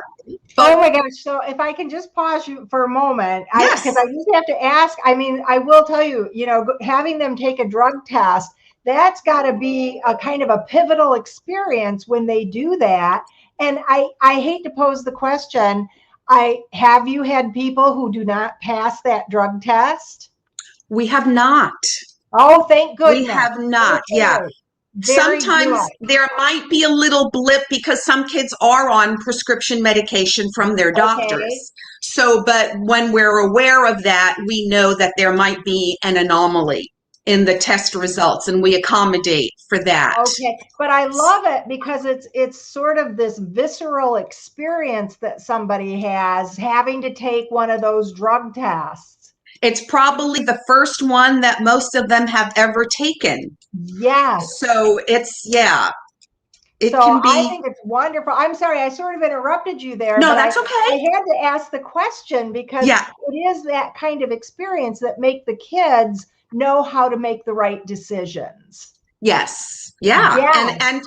And what's so exciting is that we've gotten many business partners in the community, because one of the perks or incentives to go through this is that the business community is offering them rewards for making drug-free choices. So there's a whole list of business partners in Punta Gorda, but Charlotte County and even further out, where the kids can go in and they get a picture ID card that says they're a DeFi member, and then they might get freebies at different locations at Fisherman's Village, or a restaurant will give them a discount off of their meal, or bicycle parts at a discount, or when they go get a manicure or get their hair cut, there's a perk for doing that if they show their DeFi card. So it's really exciting because the whole business community is getting behind this initiative to say to the kids, we're so proud of you for making these drug-free choices. We see what you're doing a good thing, and we want to reward you for making those good choices. Outstanding. And so now, tell me about the volunteers that help you out with these many different events that you're having. Is it a volunteer? Do you have a lot of volunteers? Help me to understand that a little bit more. So because we are a coalition, that's what I was thinking. Right. That's what that's what that means, is that we Yes. get partners from other agencies, right, from other organizations where our mission aligns with them and their work, or just community members, retirees, parents, grandparents. So we are open to everyone. And actually, we need everyone. We need a broad representation of the community to do the work that we're doing. Well, and Monica, I know that you had mentioned the different virtual meetings, the coalition meetings that people can come to. And so how would somebody get on your list if they wanted to be informed about those meetings? So they can go to our website. Okay. Which is drugfreepg.com. Okay. Okay. Or they can go to our Facebook page. Okay. Okay. Or they can email me using my name. Oh, there. Okay. There it is. There's the perfect. Facebook Thank page. you. Thank you, Marie. Yay. Yeah. Or my email address is my name, monica.babcock@yourcharlotteschools.net. So they can email me there as well, or drugfreepuntagorda@gmail.com. And I would love to include people on our email list to notify them of events to attend, how they can get involved, because we welcome everyone's participation. Yes, absolutely. Well, Monica, if I may say, your role has recently been modified slightly. Yes, tell us about that. I want you to share that and tell us a little bit about what your plans are going forward. Well, I wouldn't say it's a slight change. To me, it seems like a major change. Yes. So for 5.5 years, I've been the project coordinator for Drug Free Punta Gorda. And we had an executive director, Chrissy, who recently retired at the end of September. So, but as of the first week of November, I have now become the new executive director of Drug Free Punta Gorda. So congratulations. Thank you so much. Yes. So to me, it's more than a slight change. I'm feeling that a little bit, but it's wonderful. I'm excited. And as Chrissy has said, she believes that I will take Drug Free Punta Gorda to the next level after all of the incredible work that she has done in getting the coalition started and just moving it forward, getting more people engaged, having more of an impact in the community with our teens and adults as well. Fantastic. So, well, thank you so much, Monica, for your time today. Diane, I see that you have come into the fold here. I was going to have both of you kind of doing this together, and it's fine that I've, kind of spent time here with Monica, and you can see Monica took us to a fireside chat today. How about that? Looks pretty good. I've been listening in. So try not to repeat. Yeah, I've been backstage. So excellent. I love it. And so, Monica, I thank you so much for your time. I will go ahead and spend the next 10 minutes with Diane, if it's okay. Absolutely. So thank you, Monica. Good luck in all of your endeavors and congratulations on your new role. We know there's lots coming down the pike. Well, thank you so much for having me. I've enjoyed it. Absolutely. Diane, how are you today? Good, thank you. Thank you. Excellent. Exciting to be here. Yes, indeed. And so we did just get to hear a lot from Monica about what they're doing in the Punta Gorda area. And so if you'd like to introduce yourself, Diane, and then tell us some of the key things that are going on in Charlotte County, and do help us understand, are there differences in the way the programs are run, or are they really very similar? So if you could speak to that, that would be fantastic. Sure. We're a coalition similar to Drug Free Punta Gorda. In fact, our coalition started in 2002. We're Drug Free Charlotte County, so it was for the entire county. And it was to address the issue of underage substance use. At that time, Charlotte County was one of the top counties in the state of Florida for underage alcohol use. We were about 54 to 58% of the high school seniors were reporting use of alcohol in the past 30 days. And since then, that got a lot of our community members to come together and form a coalition. And we're similar to drug-free community coalitions that are all across the nation. There's several thousand of them. Yes. And as we progress through the years, one of the things we wanted to take advantage of is the fact that within Charlotte County, there are distinct areas where people can really identify, this is my area. So like Punta Gorda, Englewood, etc. So the coalition started helping plant these other smaller coalitions to get that more neighborhood feel, like in the Punta Gorda, like in the Englewood area. So while we're over all of them and we're a very, big partner within each of those coalitions, we kind of work with the whole county. We are licensed by the state of Florida to do prevention. So that allows us to do a more deeper dive into prevention on the individual level. We're in all the schools. We work with civil citation.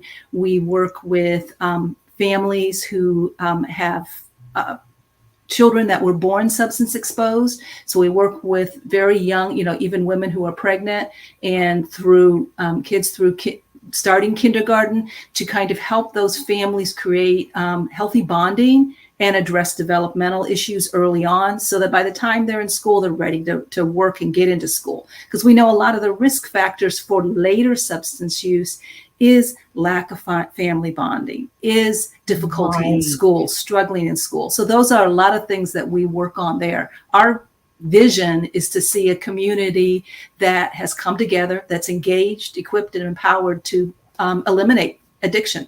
We want to break that cycle. Well, and I love how you've started at such young ages. I think that's so critical. Diane, I'm going to put you on the spot just a little bit here, if I may, because you had shared some statistics for improvement that you've had over the years. I don't know if you have those off the top of your head or not, but could you share that if you do? Well, one of the things that I can say is that in 2010, well, as I said, like in 2002, it was about 56% of the high school seniors were engaged in alcohol use. And that's 56%. And now in 2020, it's dropped to 18.8%. Oh my gosh. So you guys, we've really come a long ways. Big shout out, because see, I think when you hear those numbers, it's just phenomenal what you are accomplishing with your work there. And so, oh my gosh, that's just a fabulous number. And one of the things that a lot of times we hear is, well, it's just a rite of passage. It's not really that big of a deal. But it really is a big deal, because as Monica was saying, the earlier that someone starts using one of these substances, be it alcohol, tobacco, marijuana, whatever, the more likely they are to develop addiction in the future. And that's all because of how the brain develops. But the other thing is, it also puts them at risk factors for other things. Like national statistics show that almost 85% of those who are a victim of human trafficking have substance use involvement. And that's one of the big ways that they're lured into that, is through, a substance and so forth, be it, getting drugged and not realizing what has happened and ending up someplace you shouldn't be, or whatever. So it's not just about, oh, it's no big deal. It's also about all these other things, and we're really finding too that substance use among our youth now often is a coping mechanism, which we all know, I think we can all agree, is not a healthy coping mechanism because of other things going on in their life. So we really work with programs like life skills training, that type of thing, which focuses on developing skills, developing goals, understanding what the consequences of your choices are, and learning really healthy coping mechanisms. That's something which we try to start at a very early age, so that they don't turn to a substance to cope. Right. Yeah. Well, and so, Diane, yes, the work you all are doing is so pivotal to what is going to happen to these youth as they grow into being young adults and, middle age, et cetera, et cetera. We've got maybe about 3 minutes left here, but I wanted to just ask you, because again, through some prior conversation that we had, I know that you said sometimes there's a misnomer that when you're trying to bring adults into this fold, so to speak, that, they think you're saying you should not drink alcohol. You should not, well, you shouldn't take drugs. I'll have to say that. But do I recall that you had said that sometimes that's a hurdle to get over because people misunderstand?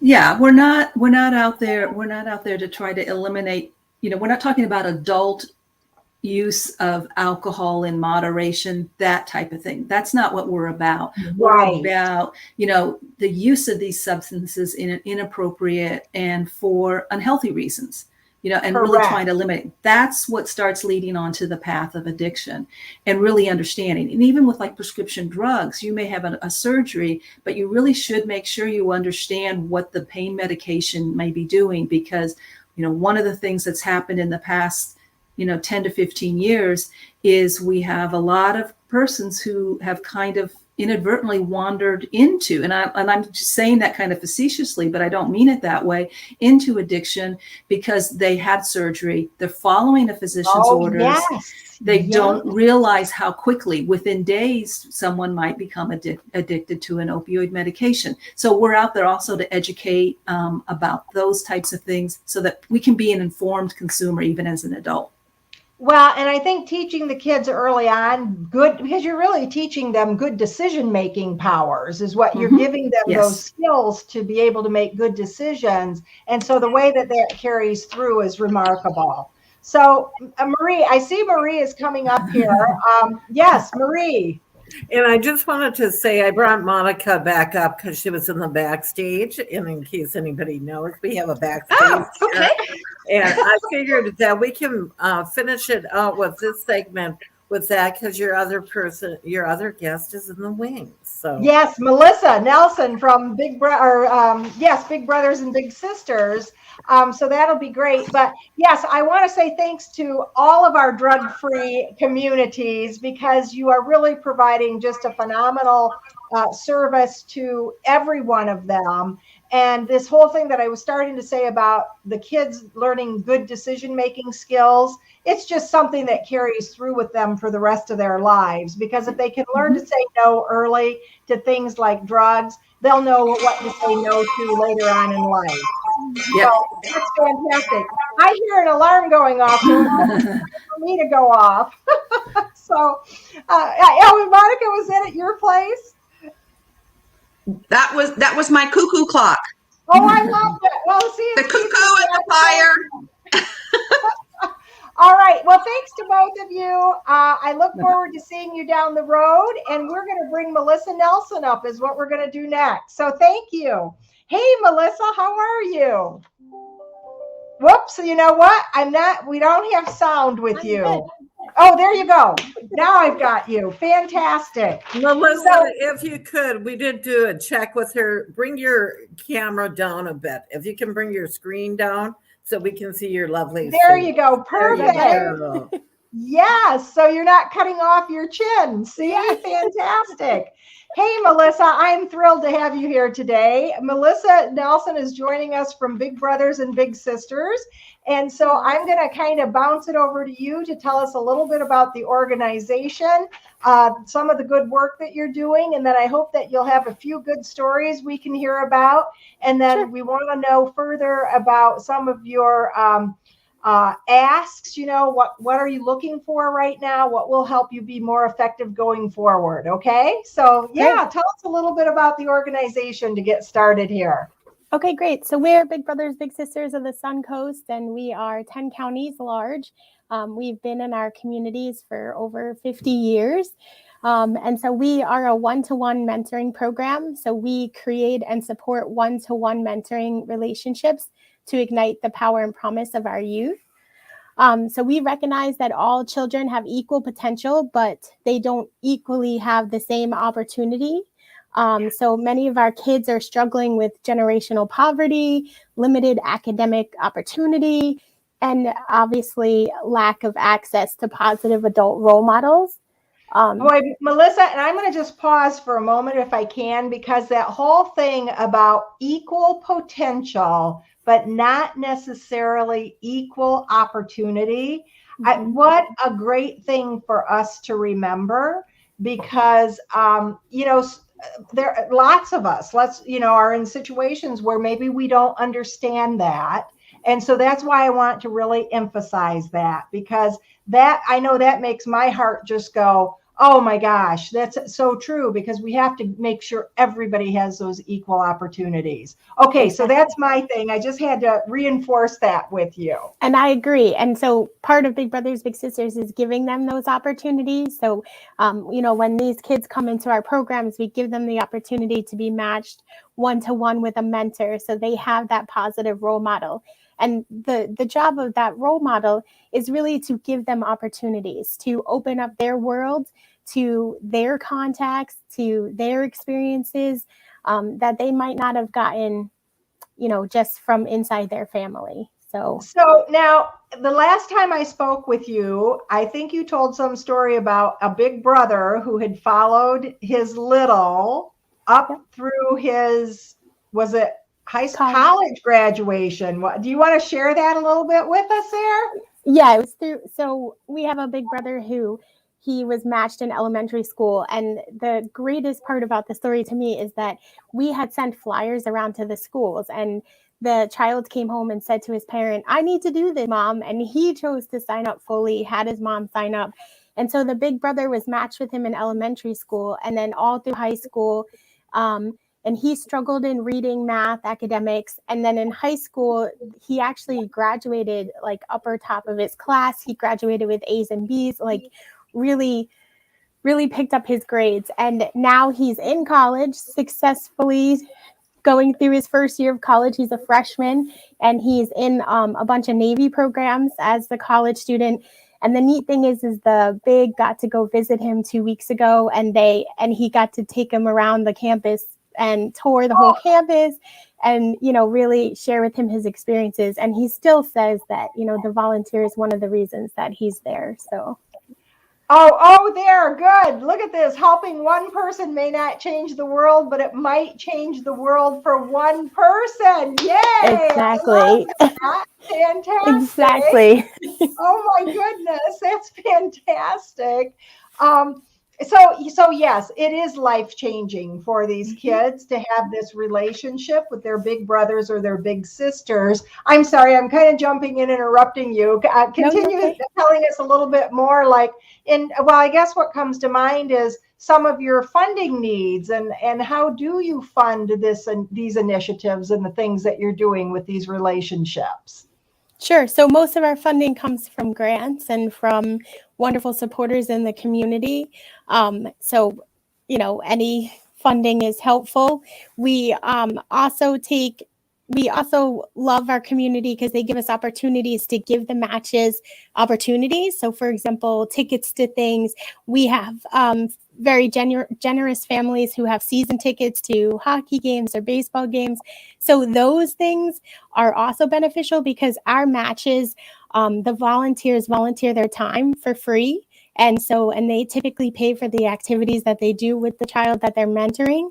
So any of that is also appreciated because that kind of alleviates some of the stress as well. Excellent. And just because I know sometimes I run really close to the 10-minute mark here, why don't you go ahead and give us contact information right now in terms of where can people go to donate, website, any, phone numbers, what's some of that information that you can provide to us? So our website is bbbssun.org. And on the website, you can donate. You can also volunteer right there. So we have our application right there. And if you also know any of your neighbors or friends who have children who also need the program, you can sign the child up right there on the website as well.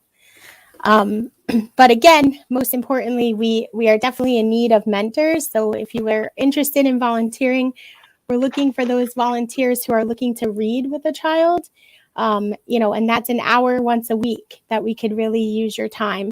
And that hour once a week could be determining whether the child passes or fails, their reading that year. So it really is. Boy, I will say that whole power of reading to kids at young ages, I do think it makes a huge impact for the way those kids develop and then eventually those kids can be reading to us, right? Yes. And so that's very positive that way. Any other success stories or anything else you want to share with us along that line? I do, because since the pandemic, one of the things that we've really had to pivot to do is offer a virtual setting, which very similar to this, we've never been able to do before. So now the pandemic forced us into that. So we do utilize Zoom, and we do have virtual reading with students during the day.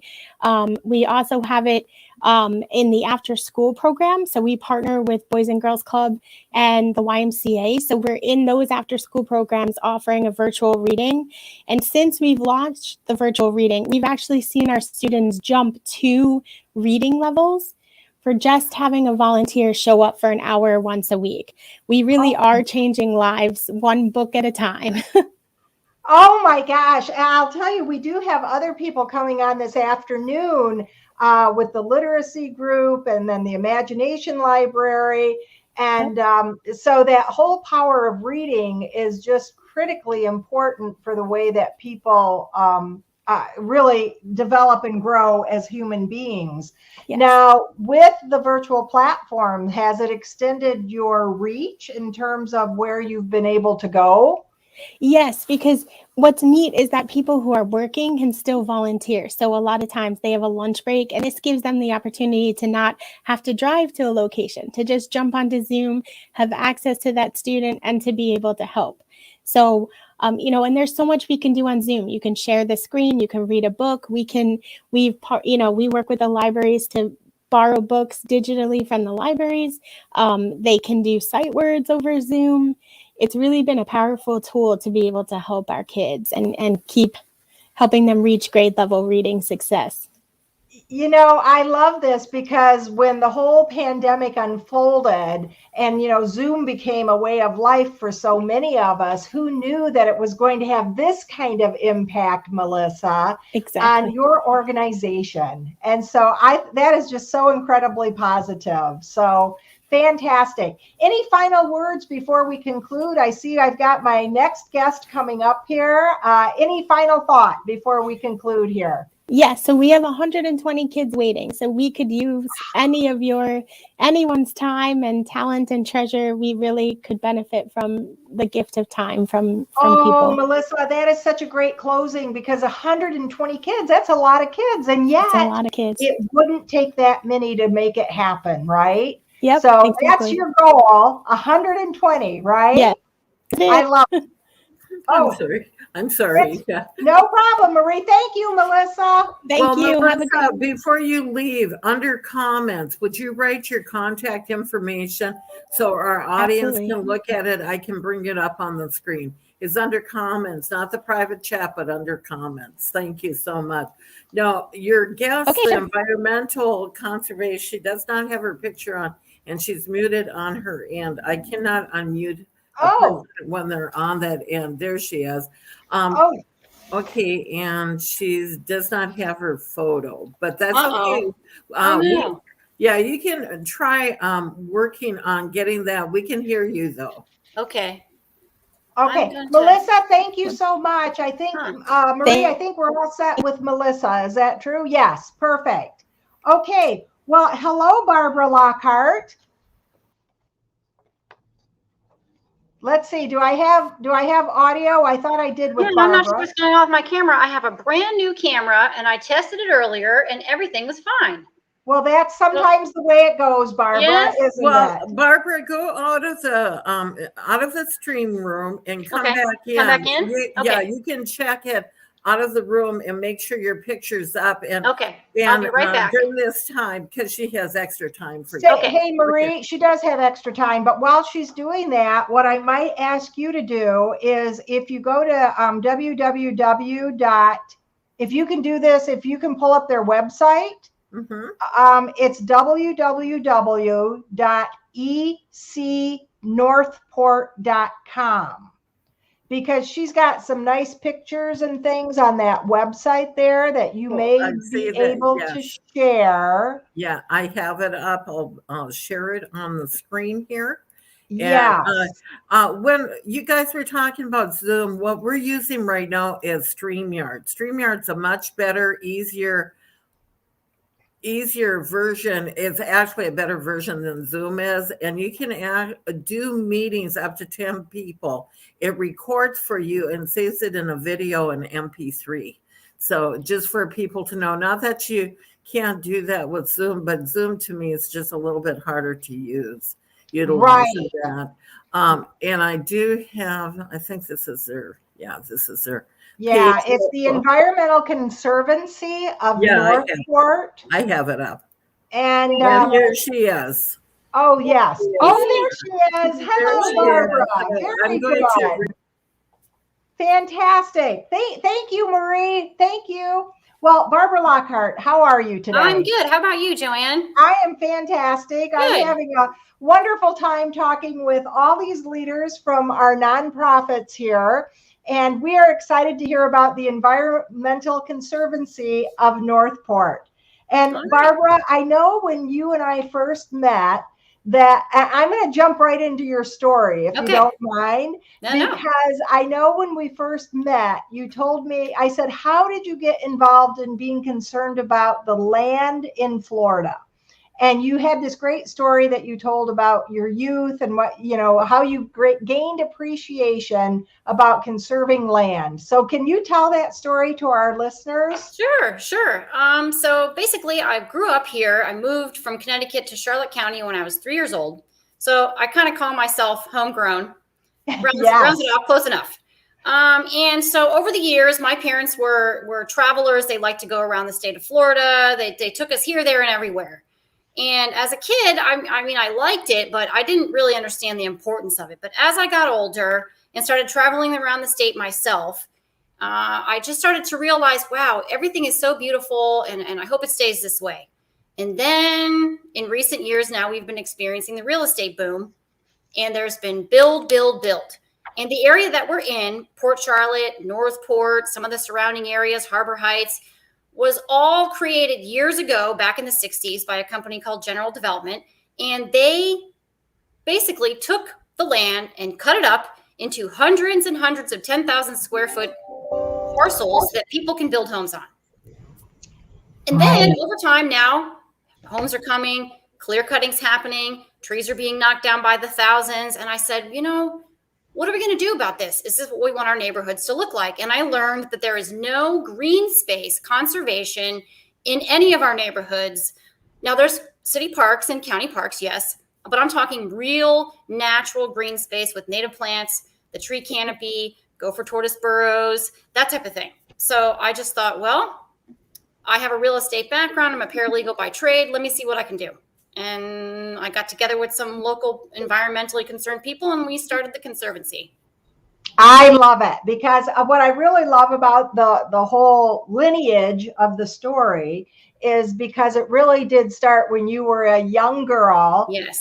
And little did you know what appreciation you would have as you matured into an adult, and That's then right. beyond. And so good for you, Barbara. And I don't know in terms of our listening audience, how many of them have really given consideration to, boy, what happens when it's all houses and all commercial buildings? And where does the beauty of Florida end up when we're in that kind of a situation? And so tell us a little bit more then about what is going on within the Conservancy. When did you actually start it? Because it's fairly new. Yes. Yep. We made the decision to do it around the end of 2019.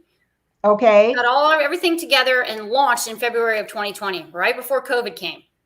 Okay. Yes. So that was a difficult time for so many people, but for us, it seemed maybe it worked in our favor, meaning a lot of people were home, a lot of people were going outdoors, a lot of people were in their neighborhoods noticing, hey, look at all this green space around me.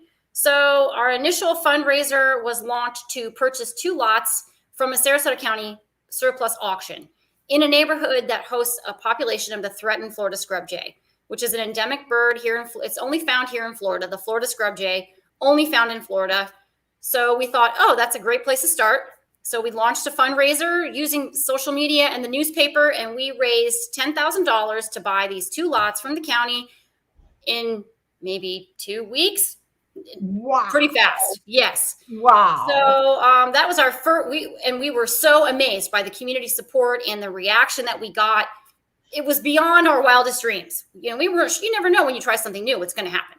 But we got really a warm welcome from the community, and we've been kind of going that direction ever since.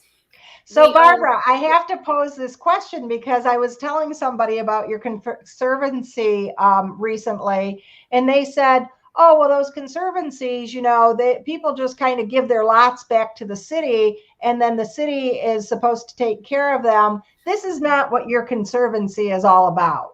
Well, no. So so clarify that.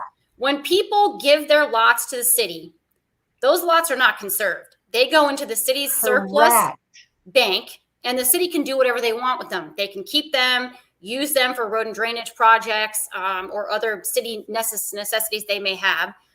Or what usually happens is they will just put them up for auction to the highest bidder, and they will get sold. And a lot of times surplus auction lots get sold to developers. Builders. And so you are different because I think this is an important distinction. Yes, we're different because we're acquiring lots that we are going to conserve as green space permanently. In perpetuity is the technical term. Yeah. We own that lot, and it's going to stay that way with those pine trees, those native plants that go for tortoise burrow, some scrub jays picking acorns off of it, whatever native plants might be blooming. That's going to be that way forever. For future generations, for forever, as long as we're here.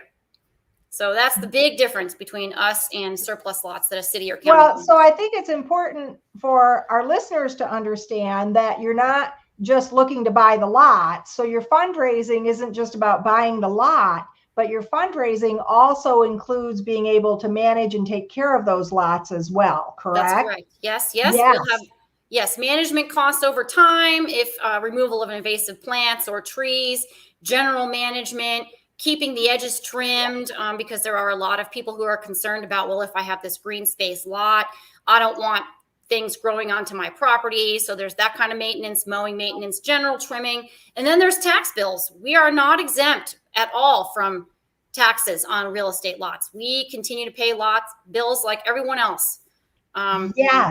So that's another thing we've got to always make sure in our fundraising planning that we're keeping, we call it a stewardship fund, keeping money aside that we know we can keep to, pay the tax bills as the years go by. Well, so again, you're obviously very new, you're talking about 2019, 2020, here we are in 2021. And I do know you've got an exciting 5K run coming up. Yes, we do have that. We have a 5K run in February at the Myakkahatchee Creek Environmental Park here in the city. Within the park, there will be a 5K run and a 1K walk. So not everyone's a runner, so we thought, well, we'll just include both, and people can come out and see the park. And the point being, we chose that location because what you see in that park is what you can see in the undeveloped areas of Northport or halfway developed areas of Northport around the city. We have a online auction fundraiser that actually starts this Friday with 511auction.com. You can visit their website, and we've got over 150 items, maybe close to 200 items now that are going to be up for auction. All kinds of things from all sorts of nonprofits donated to us, businesses in town, individuals. We have a huge variety, a great place to do your Christmas shopping. So if you're in the middle of that, you might want to check out the auction. It runs from the 4th through the 11th. So okay, so give us a little bit more information about the auction. So if I'm listening and I'm like, oh my gosh, I want to check out that auction. Where do I go to check that out? It's 511auction.com, and we'll have the link on our website and our Facebook page, or you can go strictly right to their website, 511auction.com.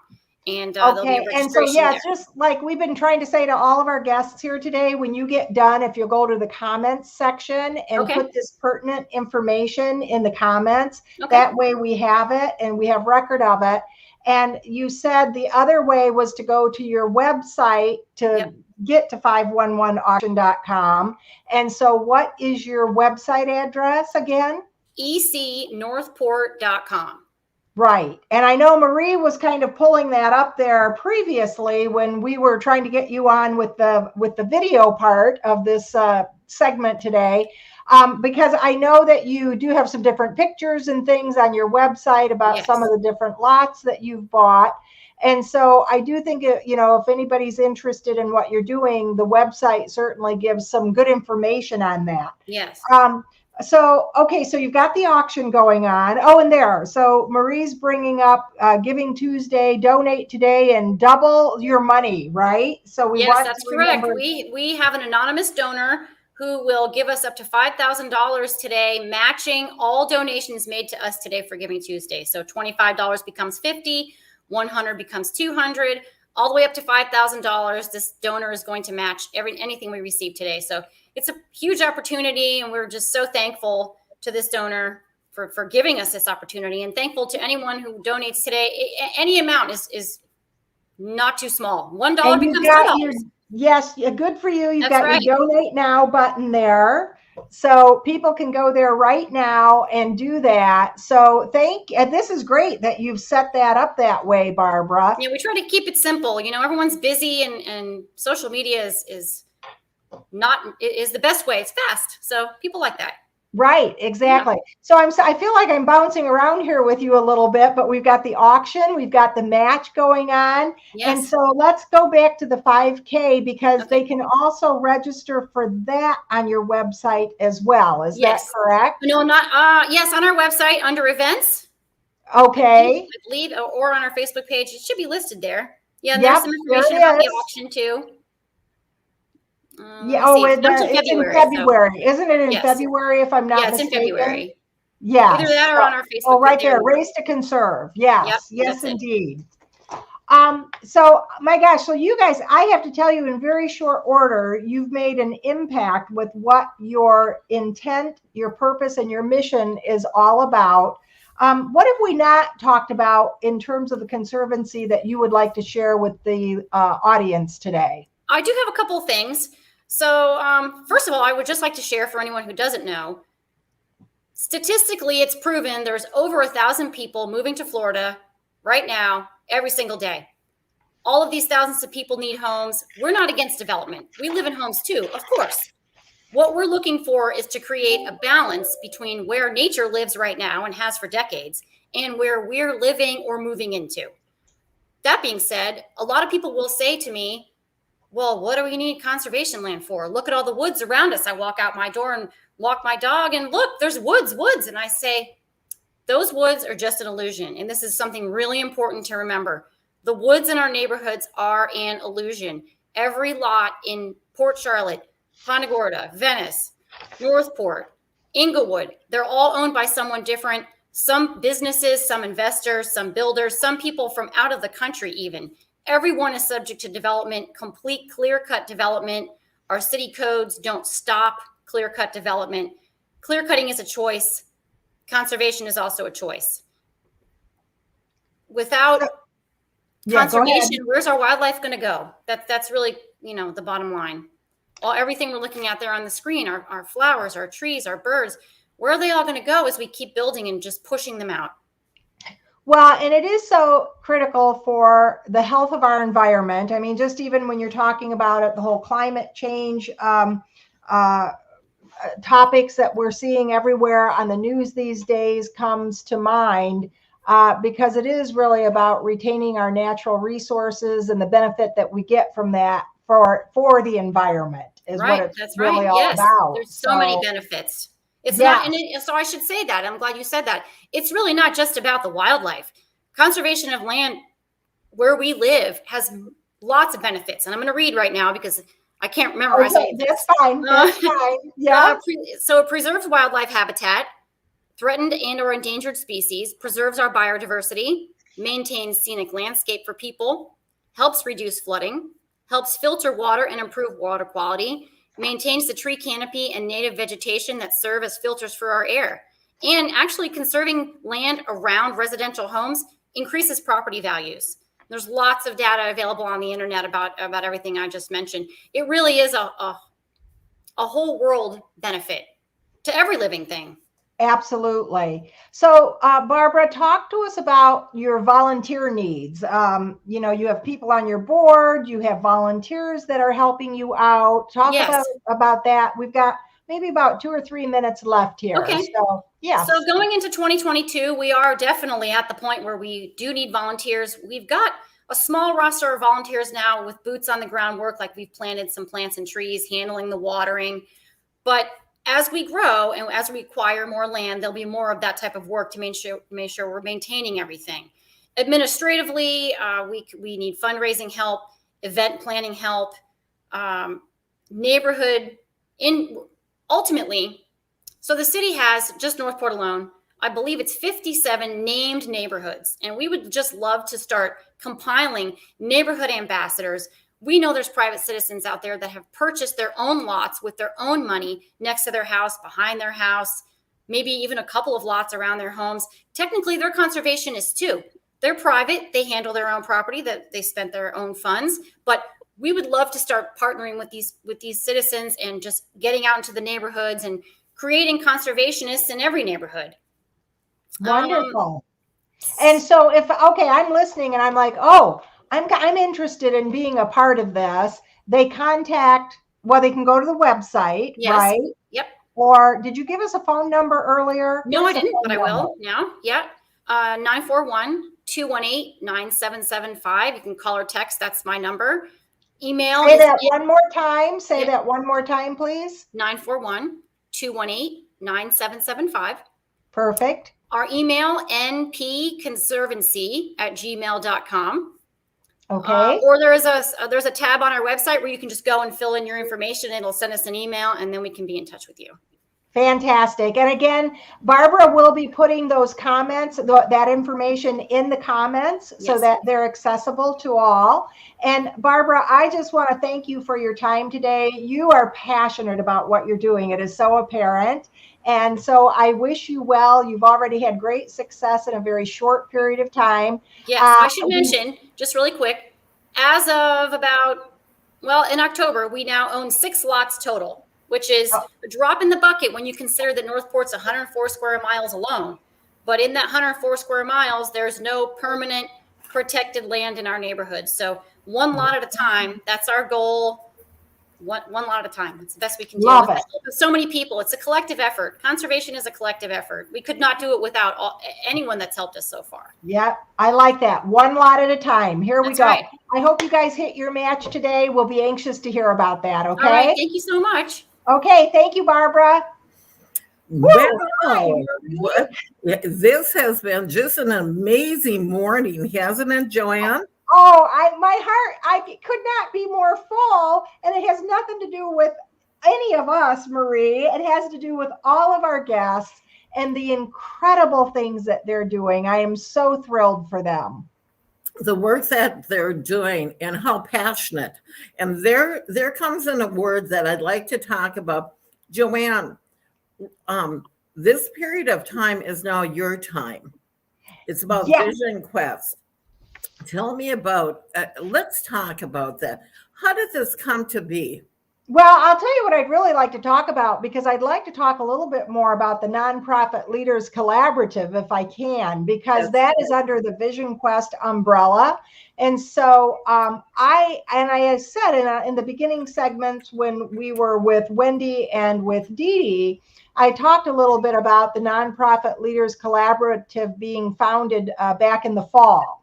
And, I am so grateful to our chambers, to our local chambers. And I am a member of both the Northport Chamber and the Punta Gorda Chamber of Commerce's.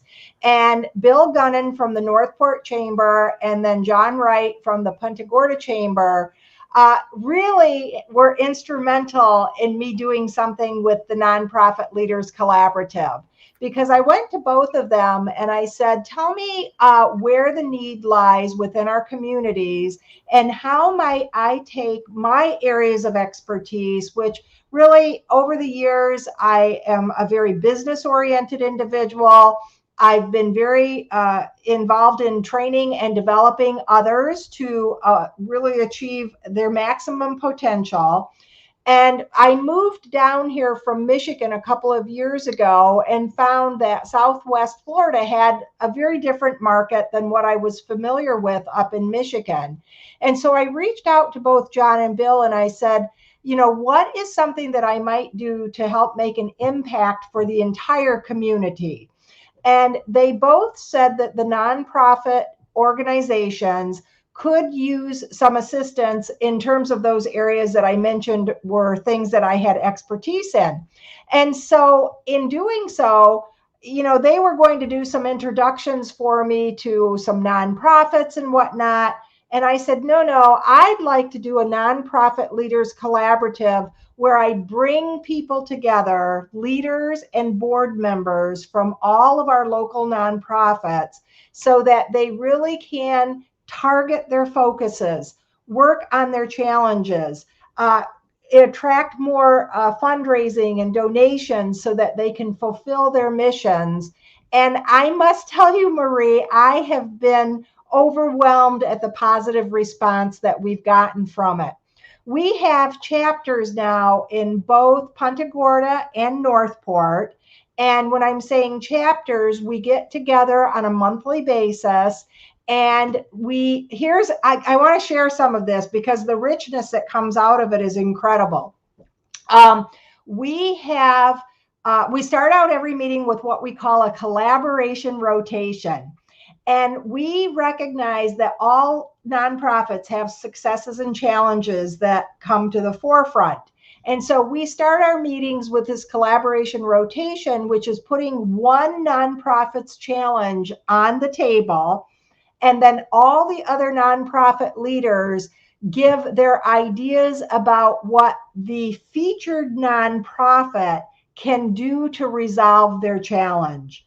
Now, the way we work this, and this is a technique that I've used previously in my corporate roles and positions, the way we work this is when somebody lays a suggestion on the table about, well, here's an idea of what you could do.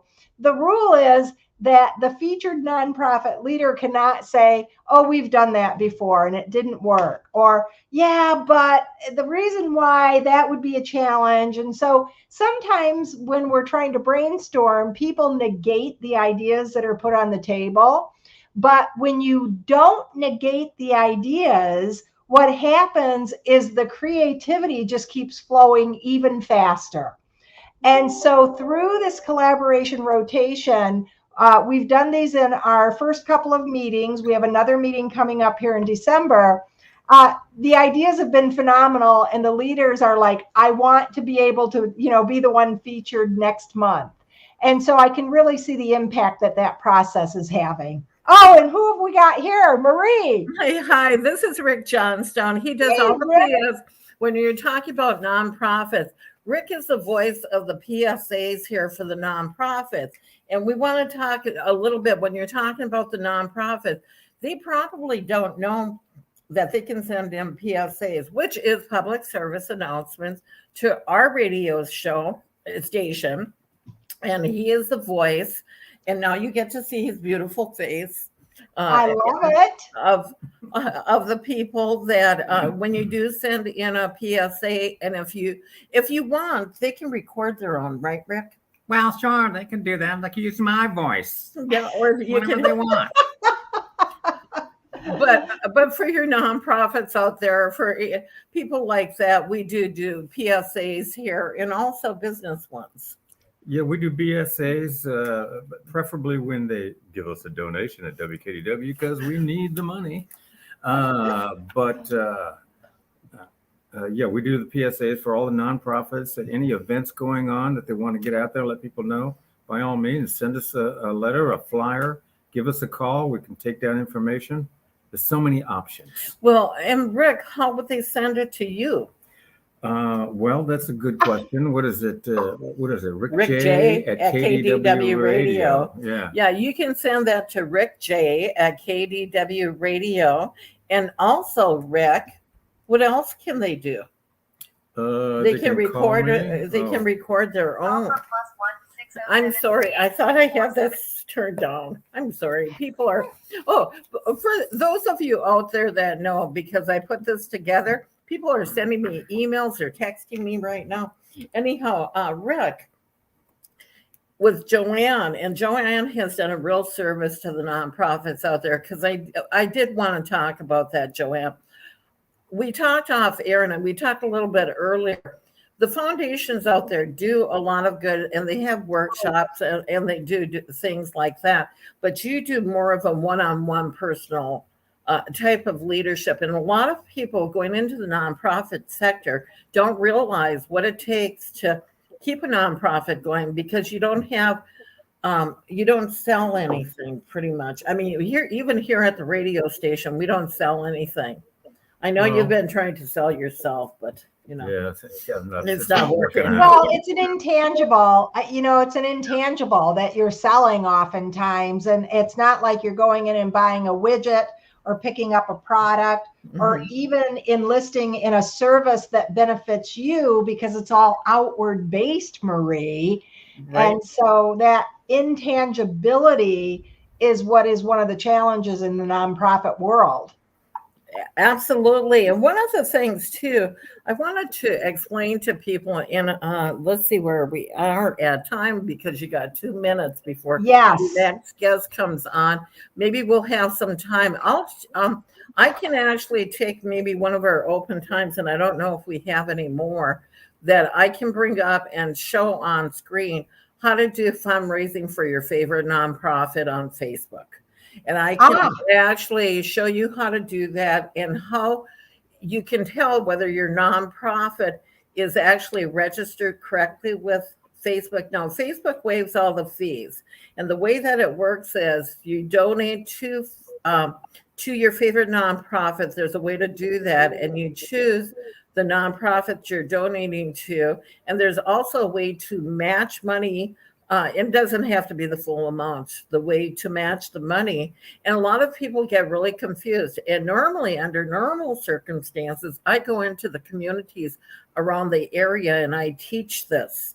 I actually do seminars in person that I do. It's a nonprofit seminar. It's a nonprofit. Well, yeah, it's a nonprofit seminar. But I do go do this because that's the way I give back, because I know how to do it. And that's one of the things. And I'm just in case anybody doesn't know this, I'm the Giving Tuesday chair here in Southwest Florida. If you look at the U.S. map on givingtuesday.org, you'll find only one dot on the U.S. down in the corner of the left-hand corner of Florida. That's us. We're it. For everybody else is doing their different things. We try to do as many as we can for the nonprofits there, where other nonprofits are pretty much doing it by themselves. We really encourage collaboration to do things together. And Joanne, with a few, nope, we're done. Oh, you know what? Well, let me just say this briefly.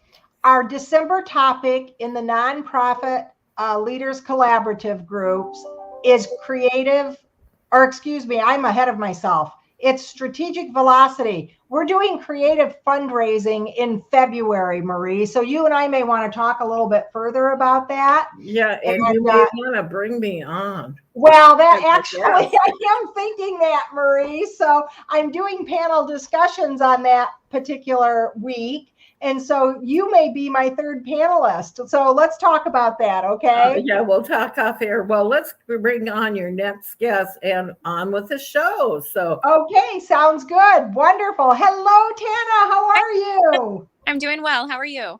And look at you. You're outside in the beautiful Florida weather showing us the Peace River Gardens.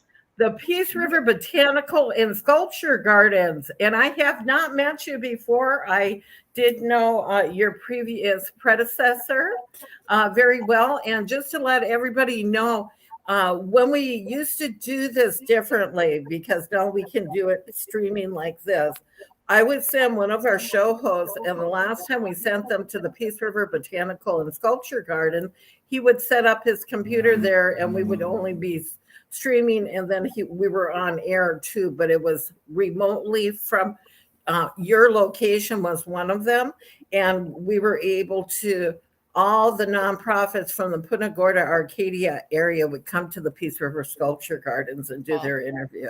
So Well, Tana, we want to welcome you today. Everyone, this is Tana Horner. And so why don't you tell us a little bit about what your role is there, and then give us a little bit more on the mission and the purpose of what you've done so much over the years there. I mean, if you haven't been to the gardens, they are absolutely beautiful. So Tana, let me turn it over to you so you can share some information with us today. Okay, thanks, Joanne. So I'm the executive director. I started here this past July. So I've been here for just a few months, and I'm very grateful because I get to work in one of the most beautiful landscapes that I could possibly ask for.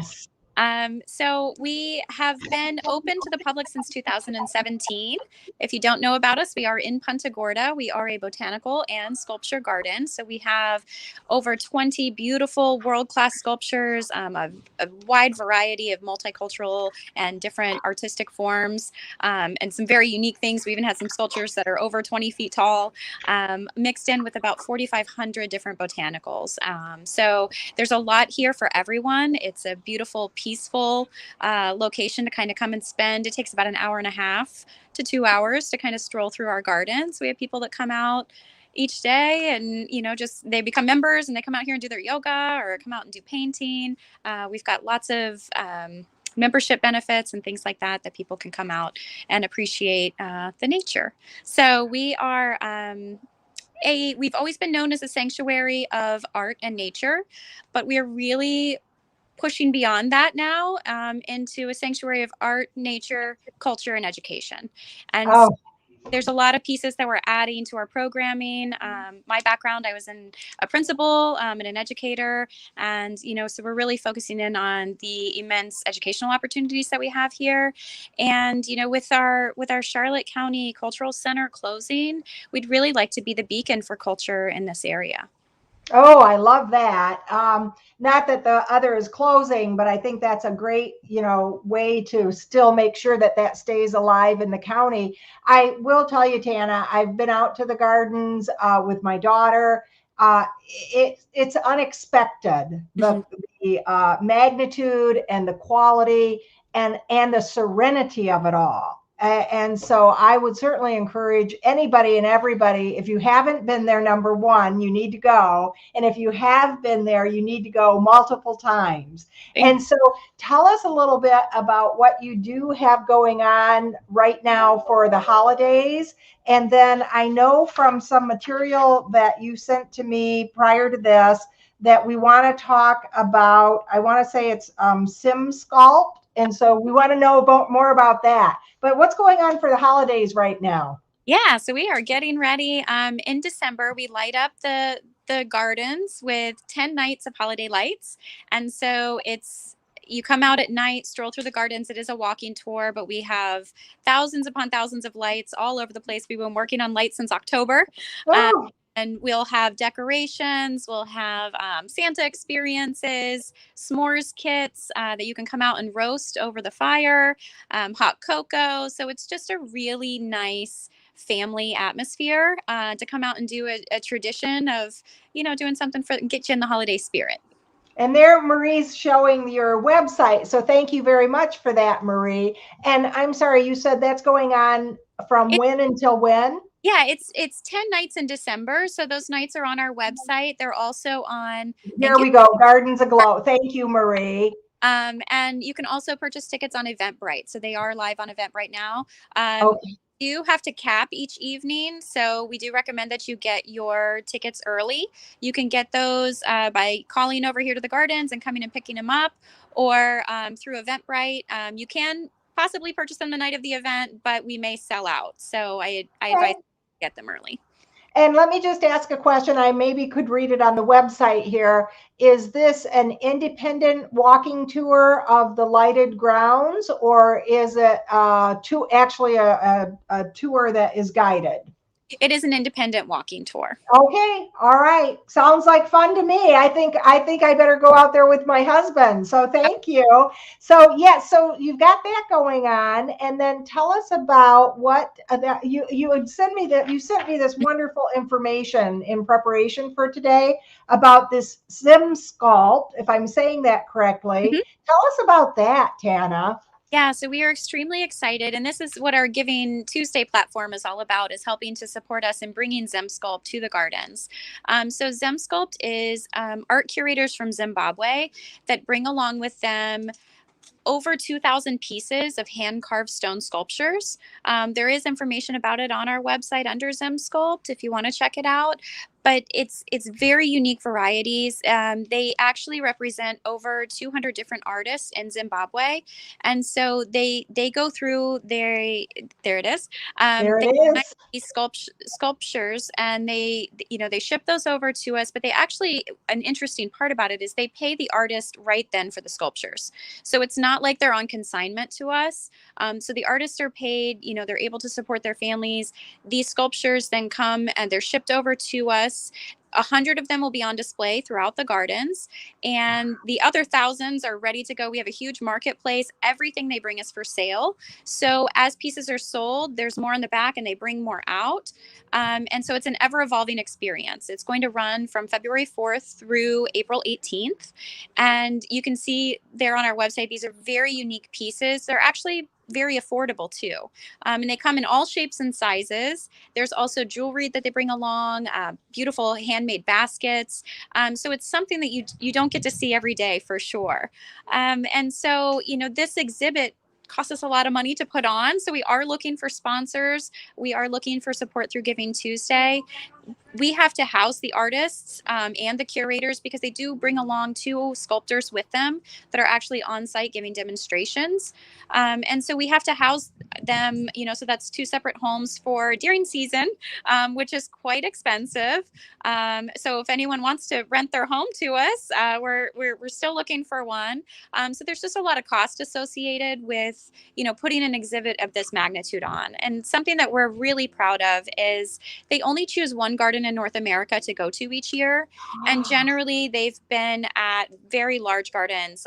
They just finished up Dallas last year.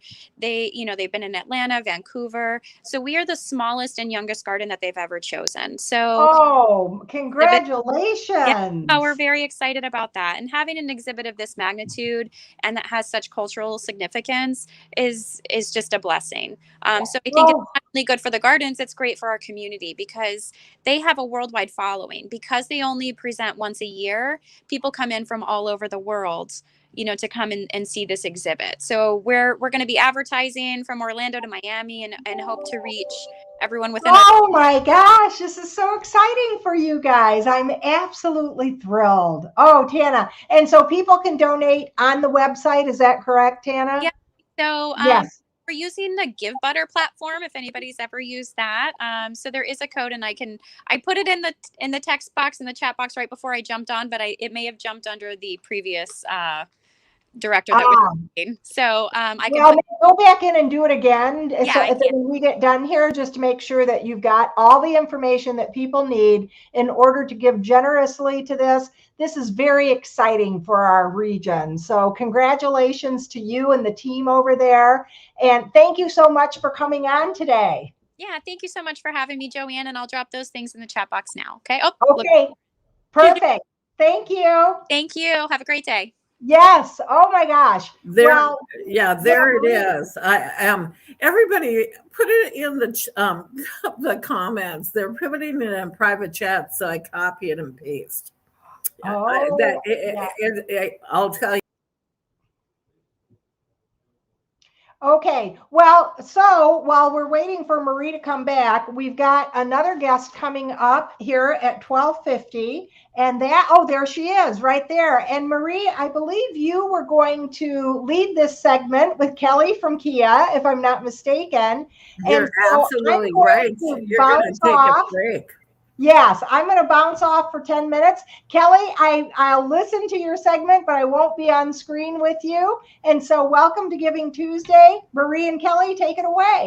Thank you. Thank you. Thank you. And Joanne, she needs a break right now because she's bringing on all these nonprofits as she's doing interviews with Kelly. Thank you so much. Hi. I'm glad I could make it, Marie. It's been a busy day. Absolutely. So Everybody's lives are busy, but I did want to highlight Kia of Port Charlotte because of the good work that you're doing out in the community.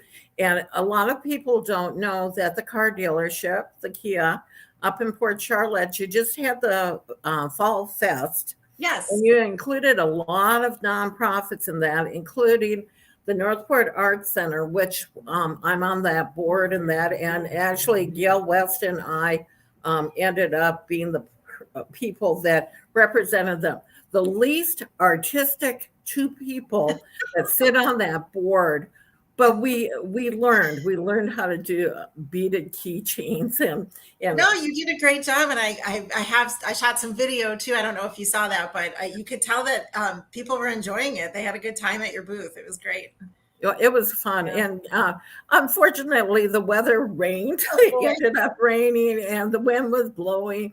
But you know what, Kelly? Those things happen, and it was actually a very good event. And I know next year when you do it, it'll be so much. Long as it's the weather. You don't have control over that. It's true, but at least for next year, we'll plan ahead a little bit for any eventuality as far as weather is concerned. So it happens. I've done so many events where everything under the sun can happen, and you just gotta have roll positivity and keep having a good time. So well, those that are flexible are never bent out of shape. I live by that motto. Like even today, technology, we have two computers going in here just in case mine fails. Yes. We have a backup plan. So you always have to have that backup plan. I want to talk to you about something you're going to do with the guys from Boca Lupa, Dennis and David Valentino. You have a 5K run coming up. And unfortunately, the two guys that do the Pizza for a Cause too, and they also do haul at the Moon 5K run that they did in October. And they did for benefiting, either a nonprofit or I think their 5K that they did in October for benefiting somebody that had died, a foundation. Yes, the Jessica Costanza Fund. Yeah, right. And we took part in that as well. It's all organized by this great race organizer called My Favorite Race Events, and they gather a group of sponsors together to do these great race events, and all of them benefit a nonprofit of the host's choosing. So we've been involved before, but we haven't been the host. We've been a sponsor previously. So we're hosting, it's actually a half marathon. It's on March 27th, 2022, but everybody is encouraged to sign up now because the races usually do sell out. And it's a half marathon. It's also a 5K, and it's also a 1 mile walkathon. So it allows people of all levels to participate. So if you have a handicap, you could go in a wheelchair and somebody could push you. Yeah, I mean, it's for the 1 mile. Yeah, it's meant to include everybody, especially because it's in the name of raising funds for nonprofits. So we obviously love the runners who want to get their times, who are trying to qualify for other race events, but it's also for the community. And on top of the racing and the walking, we're going to have a lot of other features here. So a lot of other things for just the families to participate in. We're going to have some games. We'll have a cornhole tournament. Other kinds of fun things. Even if you're not participating in the walkathon or the run, there's going to be all kinds of fun things to do on the lot. So we're really looking forward to it. Now, how would I register for that? So you would register at Race Roster. We also have the link available on our events page on the Kia of Port Charlotte Facebook page. So you can go to our Facebook page. It's Kia of PC. And then if you click on the events tab, you'll be able to look at all the details there and register that way. Like I said, it's also on Race Roster. You can also go to myfavoriteracevents.com. So those are 3 different avenues you can go to register for the same event. No, are you running or are you doing that? Well, I'm going to participate in the 5K most likely because I need to be on site to kind of manage everything else. But I do participate in several of the 5Ks just because they're so well done. They're really well run. I'm not personally the greatest runner, but it's an, it's nice incentive to get involved in getting a little bit of shape. Well, right. But everybody that I've ever participated with, they, people choose to run it, people choose to walk it. It's just a matter of being part of a community event that's really fun and that's very well done. So I participate just for the fun of it. Well, and I would not be the one. I'm going to ask Rick to turn off his speaker. I'm getting back feed here. Okay. I'm teaching somebody how to do some teching here on what we're doing. And that's okay. I don't know if you guys heard it on your end, but I hear it on my end. I'm going to bring it up on the screen here, Kelly, so the audience can see where your website is. Oh, shoot. I'm sorry. Luckily, I didn't swear. Because sometimes I will do that. Yeah. I do want to mention the nonprofits that are benefiting from our event there. So yeah, you have it up on screen. So because of the fact that we're right on the border of Northport and Port Charlotte, we like to support both communities as much as possible because it's where a lot of our customers come from. And so we whereas other races have benefited one cause, we're actually benefiting both a Port Charlotte nonprofit and a Northport nonprofit. So Holly's Hope and a Lighthouse Restoration Home. Right. So Holly's Hope provides resources for those in crisis who need mental health and suicide prevention resources. They also focus on first responders. We all know first responders. They've been through a lot over the last year or so, and this organization is providing resources for them. Lighthouse Restoration Home is a newer nonprofit out of Port Charlotte. It's a small one. They need a lot of support. They're helping women and families in crisis, those who have been in abusive situations, incarceration. It helps get these women and children back on their feet. Both are very worthwhile organizations that are smaller. And a lot of times the smaller organizations don't get as much play, or people aren't aware of them as much. So they're not as well funded as some of the larger organizations. So we wanted to make sure that we were giving to some of the smaller organizations where they'll really see an impact in the donations. And so we're really glad to be supporting both. Kelly, I'm so grateful that you were able to take some time out of your busy day, because I know that you are busier than I'll get out right now. End of the month right now. Yep. Yeah, very much. And you'll be at the Leadership Northport tonight? Tonight, yes. At Old World, yeah. So some of us will see you there this evening. Again, this is Kia, the dealership up in Port Charlotte. Kia of Port Charlotte. They give back to the community. We wanted to highlight them to let people know that just because it's an organization or a business, you have to look at the businesses out there that do give back. They're the ones to actually put your skin in the game. If you're going to buy a car, go to the Kia dealership. They really they do give back to their community. And thank you, Kelly. I'm bringing back up Joanne for her next segment, and we'll say goodbye to Kelly. Okay, Joanne, your next guest is Patty.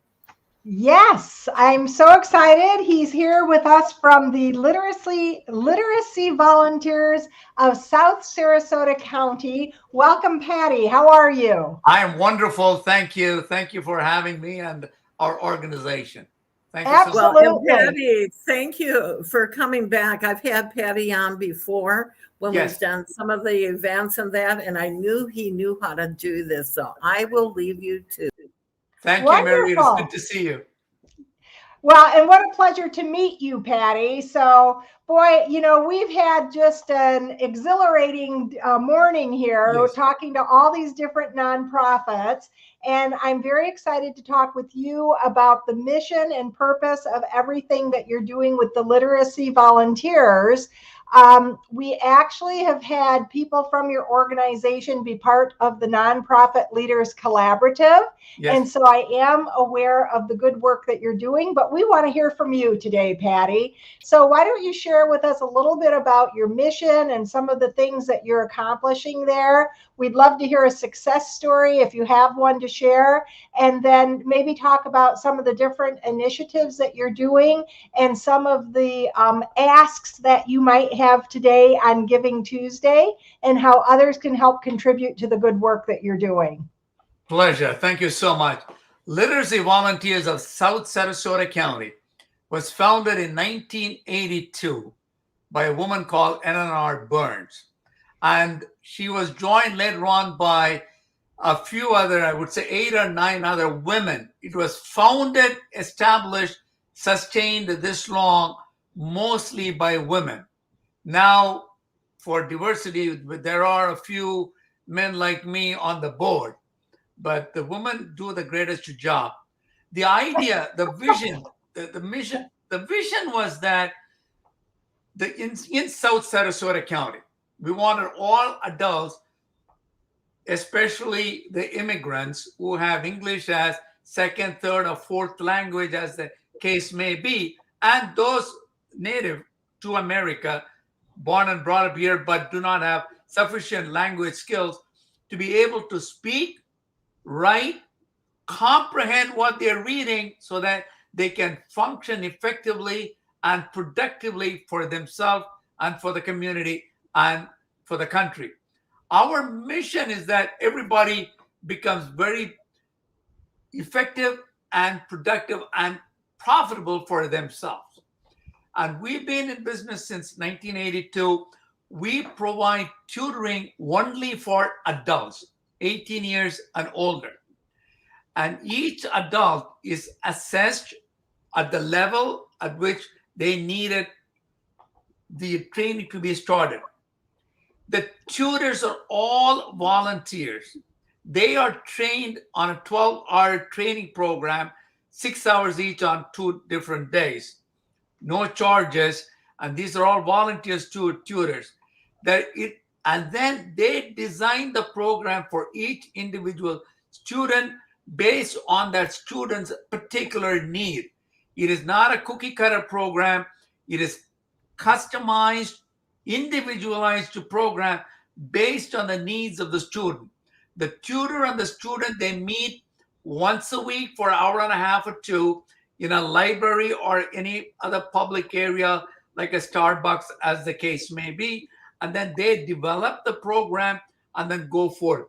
There are tutors who have had relationship with their students for 5-7 years. Wow. We have plenty of students. A lady from Mexico who did not know any English went on to become a certified nurse assistant. She's probably go on to do better in life and even get to be in nursing. One of my students from Haiti, she is a certified nurse assistant. She was successful in getting her citizenship. She was able to get housing through Habitat for Humanity, and she's very successful. So we have a lot of success stories there as well.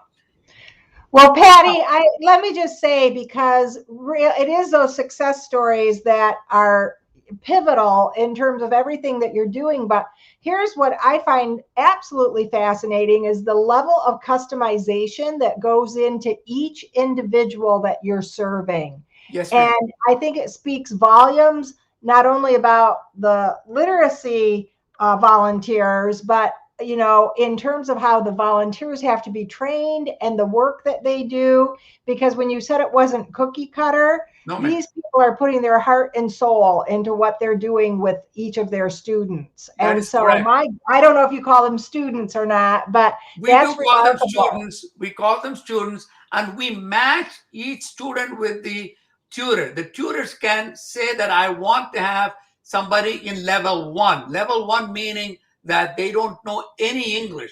You have to start from basic. Level 2 means they have nodding acquaintance of the English language. Level 3, some comprehension. Level 4, they can read, comprehend an adequate level, but have limited vocabulary and are not very familiar with some of the idioms that we have. You know, like hit the ground running. You know, when the rubber hits the road, nobody knows those things. So. Well, and how proud must the volunteers feel when they do end up with success stories like the certified nurses and different roles? I'm sorry, I'm not sure if I'm saying that position correctly, but I mean, those are truly the success stories that come out of this, because these individuals who really can't speak English at all end up getting these very productive jobs in society. How wonderful is that? It is very wonderful, because these are all really dedicated, passionate people. They're not doing it for their self-interest. Here, I would like to make this a very important point here for people who are listening and who want to volunteer. Yes. What's in it for me? What's in it for me is this. If all adults read at a level, 6th grade level and better, it adds $2.2 trillion to the American economy. Oh my gosh. $2.2 trillion if they read at 6th grade level. There are 43 million people in America who do not have even 4th grade level of literacy skills. Oh my Sarasota goodness. is slightly better because than the country. Sarasota has got 14% lack of literacy skills. The nation, 22%. Florida is 24%. So that's where it is. If people get even a 6th grade level education, think of the amount that saved on healthcare costs because of literacy skill inadequacy. It is $230 billion and north of it in healthcare costs. It is about $250 billion cost to the business of America because they have to retrain it. So all that I'm asking for the listeners is, if you know somebody, or if you know somebody who knows somebody who needs help, through your church, your synagogue, your temples, your mosque, there are a lot of people. They may not be ready to come out. Get them out of their discomfort zone, get them to a comfort zone to contact us. And that's how we can provide them tutoring, and they will benefit. When they benefit, we as a community benefit significantly. That's the whole idea. That statistic you shared is remarkable. It's riveting. Riveting. Yes. So, okay, so I know Marie was showing the website and whatnot, but why don't you, we've got maybe 1 minute left. Why don't you go ahead and give us the website address, please? Yes. I'll give you 3 of them. One, the website is literacychangeslives.org. Literacychangeslives.org. If you're in Northport, you can also contact at 941-861-1320. 941-861-1320. In Venice, the number is 941-861-1352. Again, Venice, 941-861-1352. The literacychangeslives.org is our website. Please contact us. We need tutors. We also need, we don't need because we do have, but we encourage people to come and become students in this day and age where there are a lot of job opportunities. English language skills should not be an impediment for you to get a job. Correct. We will teach you English because we teach for citizenship training, driver's license, and our tutors do Zoom chat. They do through internet as well. So it is not, we are up to 21st century doing teaching through Skype, teaching through Zoom, and the internet. Yes. We do provide computer-based training as well. And we are planning to get tablets for some of the students. And our So Patty, I hate to cut you off, but I do need to do that. But listen, before you leave here, go into the comments section and put that web address and those phone numbers so that we have record of that. And Yes. boy, I love your enthusiasm for what you are accomplishing. And there is such a monetary impact that I don't think people would even have understood that. So thank you Yes, so ma'am. much, Thank Patty. you so much, John. Thank you. Good to see And you. I Yes. wanted to say, Patty, thank you for your passion and your dedication for doing this. See you Thank you, again sir. next time. Okay. Hello, Chris. How are you today? I'm great, Joanne, and hello to both you and Marie. How are you, ladies? Well, we're thrilled to be here with you, Chris. Chris is coming to us from, let me get this right, the Imagination Library, but I think there's more to it. Charlotte County's Imagination Library. And Correct. thank you, Marie, for bringing up the website right off the bat. And so, Chris, I'm going to have you tell our audience a little bit about the library, if you would, please. But I think we may have some delight with your sharing a little bit of reading with us today, if I'm not mistaken. Is that true?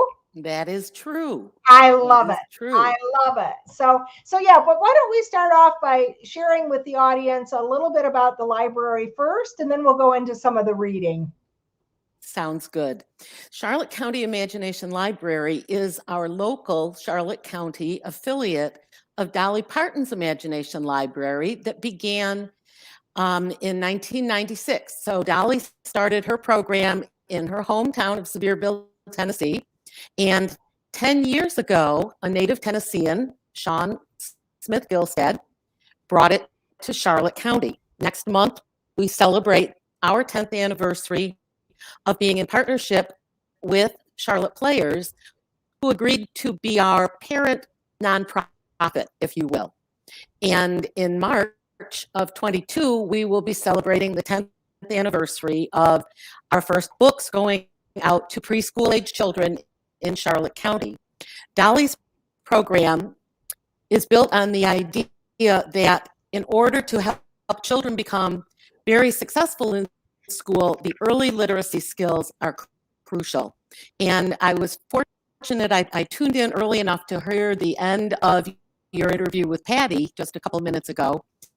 And when he was talking about the connection between literacy and the economy and the success of people, he's right on the money. So just imagine how our community can benefit by being able to start when children are born, right out of the hospital, getting books in their hands that will be mailed to them at their home in their name from when they're born or when they're registered until they turn 5 years old. And the first book that every child receives is the favorite, The Little Engine That Could. Oh, I love it. No matter what age the child registers, that's the first book that they receive. I think I can. I think I can. I think I can. I think I can. And what a wonderful image to put in the minds of young children, the idea that if you work at something, that you can do it. And Chris, this has been a common theme today from listening to drug-free Punta Gorda and Charlotte County talk about getting to the youth, when they're young, about their messages. We've heard it with the big brothers and big sisters today. We've heard it with the literacy literacy volunteers. Now we're hearing it from you, because it is so critical that we give these kids these foundations, and that's exactly what you're doing. So I'm sorry, I kind of interrupted there, but I wanted to just... That's absolutely fine. And I think that we get used to the idea that books are everywhere, but they're not. There are so many families that don't have the additional resources to go purchase books.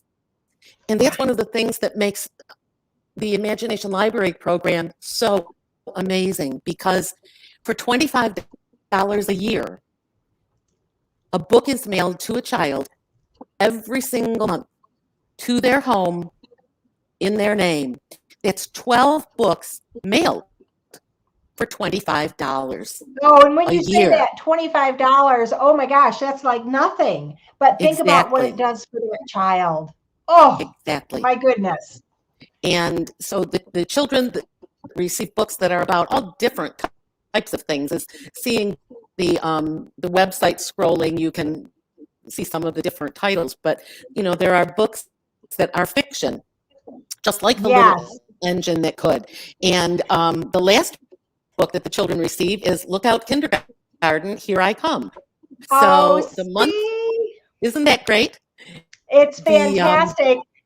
And I am being a little attentive to the time here because we've only got about 3 minutes. Should we jump into reading a couple of the excerpts from the books? Sure. Would that be okay if we did that, Sure. Chris? This is the book Squeak. And when the parents see the book for the first time in the flyleaf, there are tips for how to read the book to the child. Oh, nice. Which really helps because parents sometimes they don't feel like they know how to, they don't feel competent to be a literacy coach. And so the books help them. So this says, early one morning, a breeze rippled through the meadows and mountains and tickled the ear of a small mouse. His eyes popped open. Squeak! That tiny squeak floated upward to the chipmunk's hollow. Out skittered the chipmunks, chittering and chattering. Branches shook and pine cones fell, kerplop, into the river. Trout were resting right there in the river, dreaming their watery dreams. They leapt awake with a splish and a splash and a splish, and a splish and a splash. All that splishing and splashing woke an elk on the riverbank. He lurched up and bumped smack into a cottonwood tree. And this book then goes on to continue talking about the animals in the forest as they came alive, and or I should say, show us some of those during pictures on day. the. Show us some. Yes, look at the beautiful illustrations. The illustrations are wonderful. They are just. There's the rams up on the side of the mountain, overlooking the forest. And here's a big bison that takes up 2 pages of the book. Oh my goodness. Isn't that beautiful?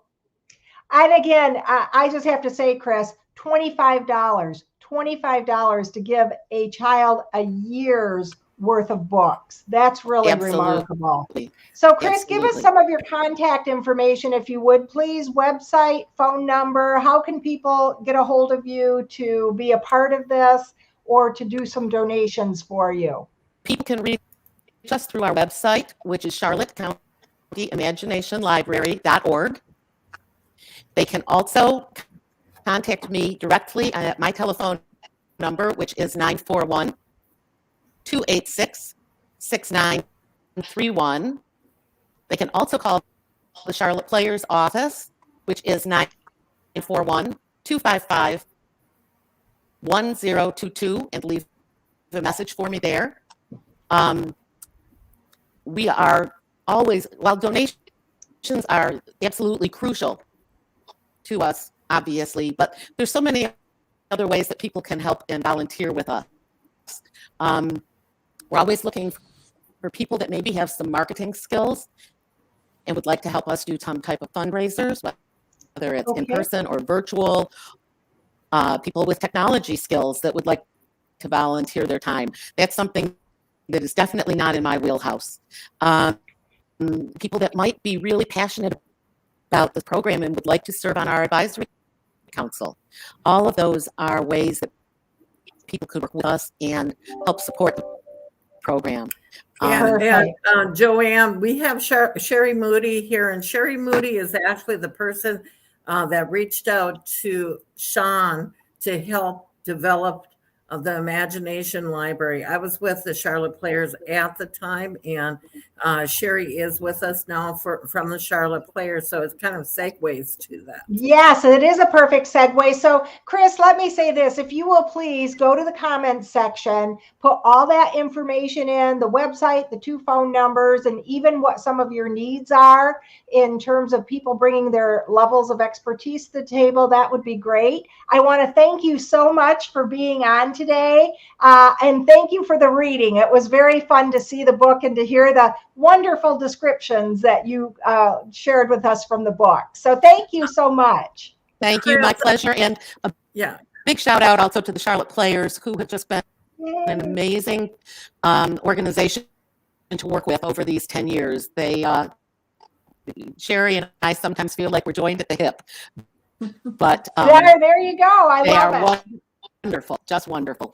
Thank you so Chris, much. when you go to, when you go put the comments, do it in the comment section, not the private chat. Everybody keeps on okay, putting will in the do, Marie. private chat. Okay, thank you. Thank you. Thank you. Thank you. Bye, Chris. And Sherry Moody, the person of my heart. I was with the Charlotte Players with Sherry. Both of us came on pretty much about the same time that we were involved. So I'm going to go off, but I'll probably pop on because this is one place in my heart. I can hear that, Marie. So Yes, you're my welcome to passion, stay my on if you'd like to. Yeah, see? Yeah. Oh my gosh, Marie, you're certainly welcome to just stay if you'd like to do that, by all means. Yeah, well, I'm in control, so. Well, she is in control, and she's been doing a fantastic job, let me tell you. She brings up the websites and everything. Sherry, thanks for being with us today. I'm so happy that you're here. Well, and thank we you, do. and happy Giving Tuesday to you all. Oh yes, and it's been. Oh yeah, look, yay! I love it. To be theatrical, you know. I love it. Yeah, and I actually saw Sherry go on stage, even though she's not an actress. She did quite well as a nurse. I mean, the nun. She's the nun. She makes a wicked nun. Yeah. Ooh, I love it. I love it. Rulers. Well, Sherry, my daughter was in community theater throughout her school years and into her early college years. And so I have a true appreciation of all things theater. So until this day, That's she great. remains creative in that vein. So I tell people theater at whatever age gives you life skills that you'll have forever. That is correct. We're glad you get theater. Yeah, I do. I truly do. So, so tell us about the Charlotte Players, a little bit about your mission. What are you doing? What do you have coming up? So, yeah, thanks, Sherry. Go ahead and share. All right. Well, that's great. Well, we actually have a show that opens tomorrow night. It's a wonderful program that we have where we integrate all of our kids on stage programming and our adult programming together. And so it runs five days. It starts on Wednesday, runs through Sunday matinee. Sunday's already sold out.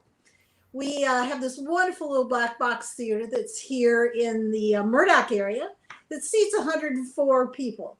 So if you have any interest in getting tickets to the best Christmas pageant ever, you need to get going right now.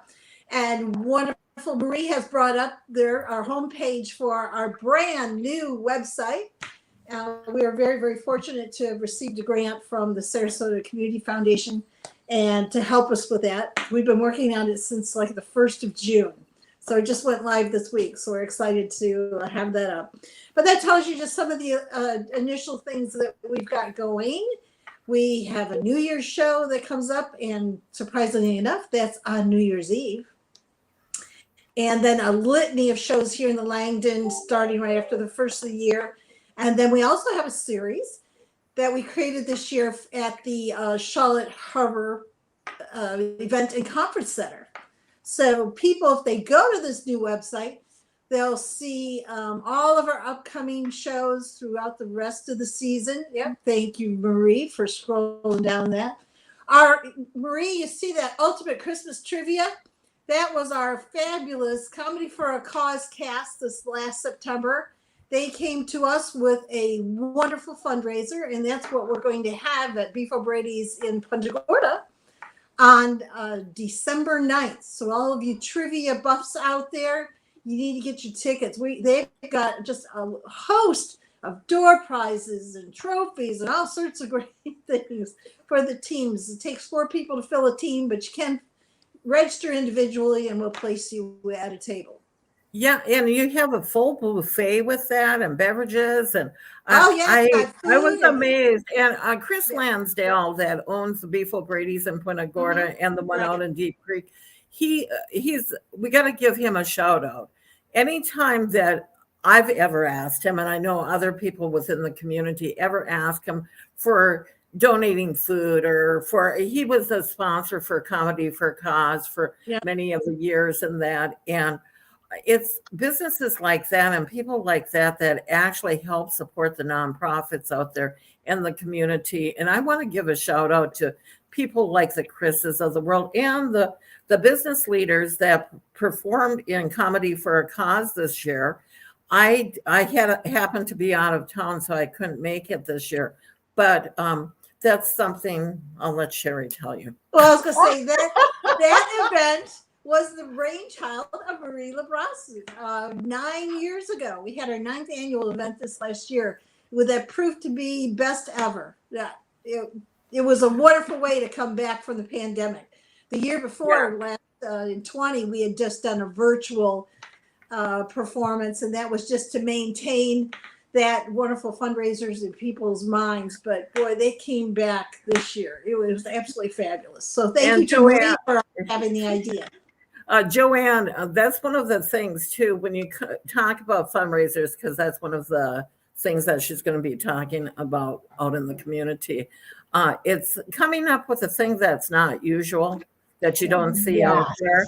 And Sherry thought I was crazy when I said, we'll get business leaders to raise money, and we'll teach them improv, because I can do improv. And I figured that's if I can good, do see? improv, anybody can do improv, even though Sherry, people think you and I are both actresses. That's true. When people say, Sherry, do you act? I say every day. That's right. That's right.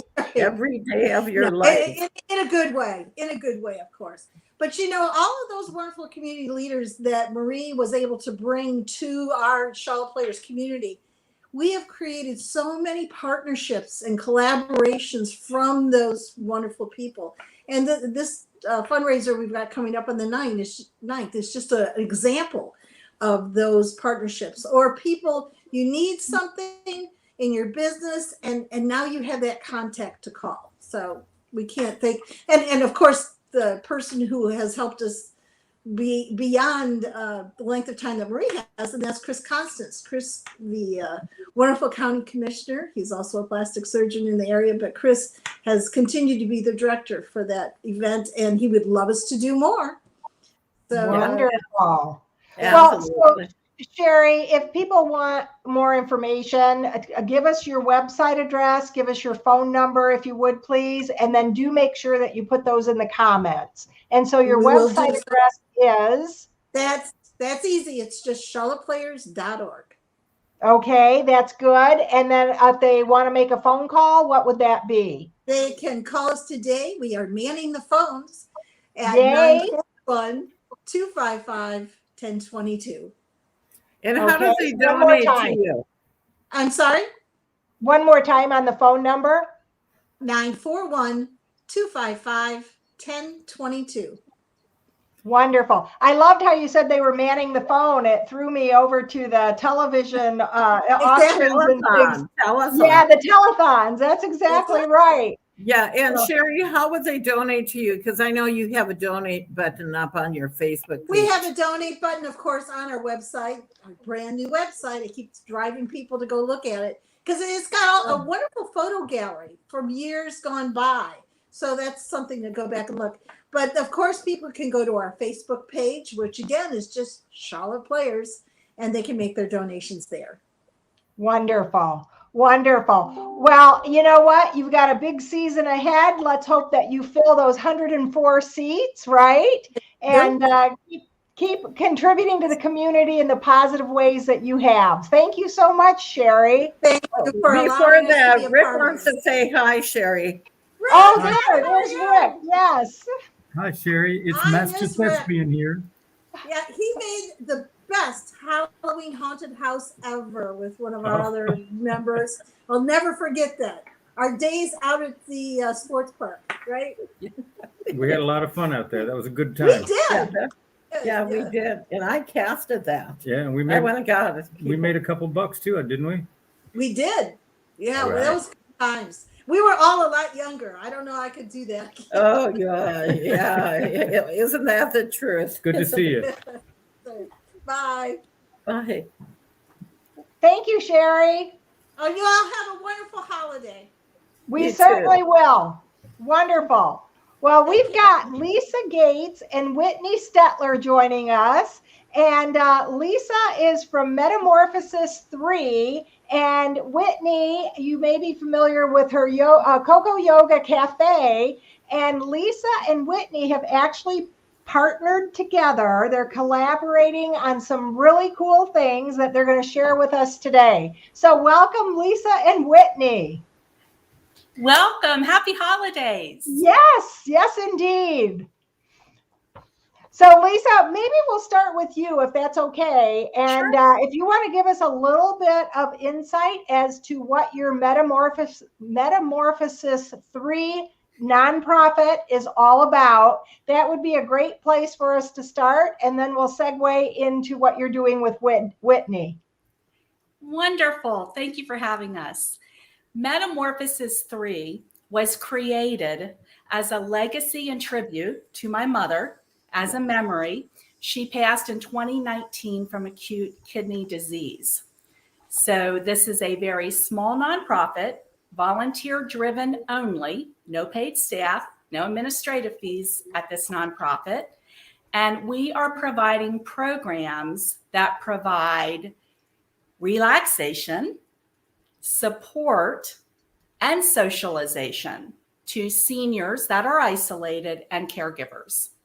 Yes, it touches my heart when every time you say it, it touches my heart, Lisa. So tell us a little bit more. Yes. So we actually have some wonderful things planned for 2022. Hard to believe it's almost here. Oh my gosh. Yes. I know, isn't it?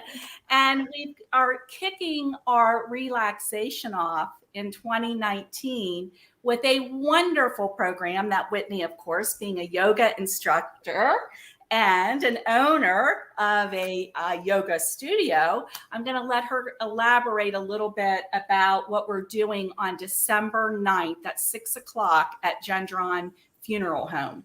And it's wonderful. Chapel. So Lisa actually organized a group of women who are all in the field of helping others, which is how we got connected. Her idea was that by bringing together some different wellness aspects of different businesses, we can greater serve the community. And one of the women who is also part of that group is Amanda with Gendron Funeral Homes. Okay. So after one of our meetings, she said, well, I want to do something special for families of some of our patrons and anyone else. Maybe they're a caregiver and they're kind of worn out, or it's a senior, they're lonesome. The holidays for some can be a difficult time. So December 9th at 6 o'clock at Gendron Funeral Home, we're offering a very gentle yoga and meditation class. I think it'll be like 30, 45 minutes, all levels. Really, you could sit in a chair and do it, just some gentle breathing, some nice ways to find relaxation and peace during the holiday. So that event is coming up. And then there's also another one in February, right? Yes, we're also collaborating again. Collaboration is one of our very big key components to our nonprofit.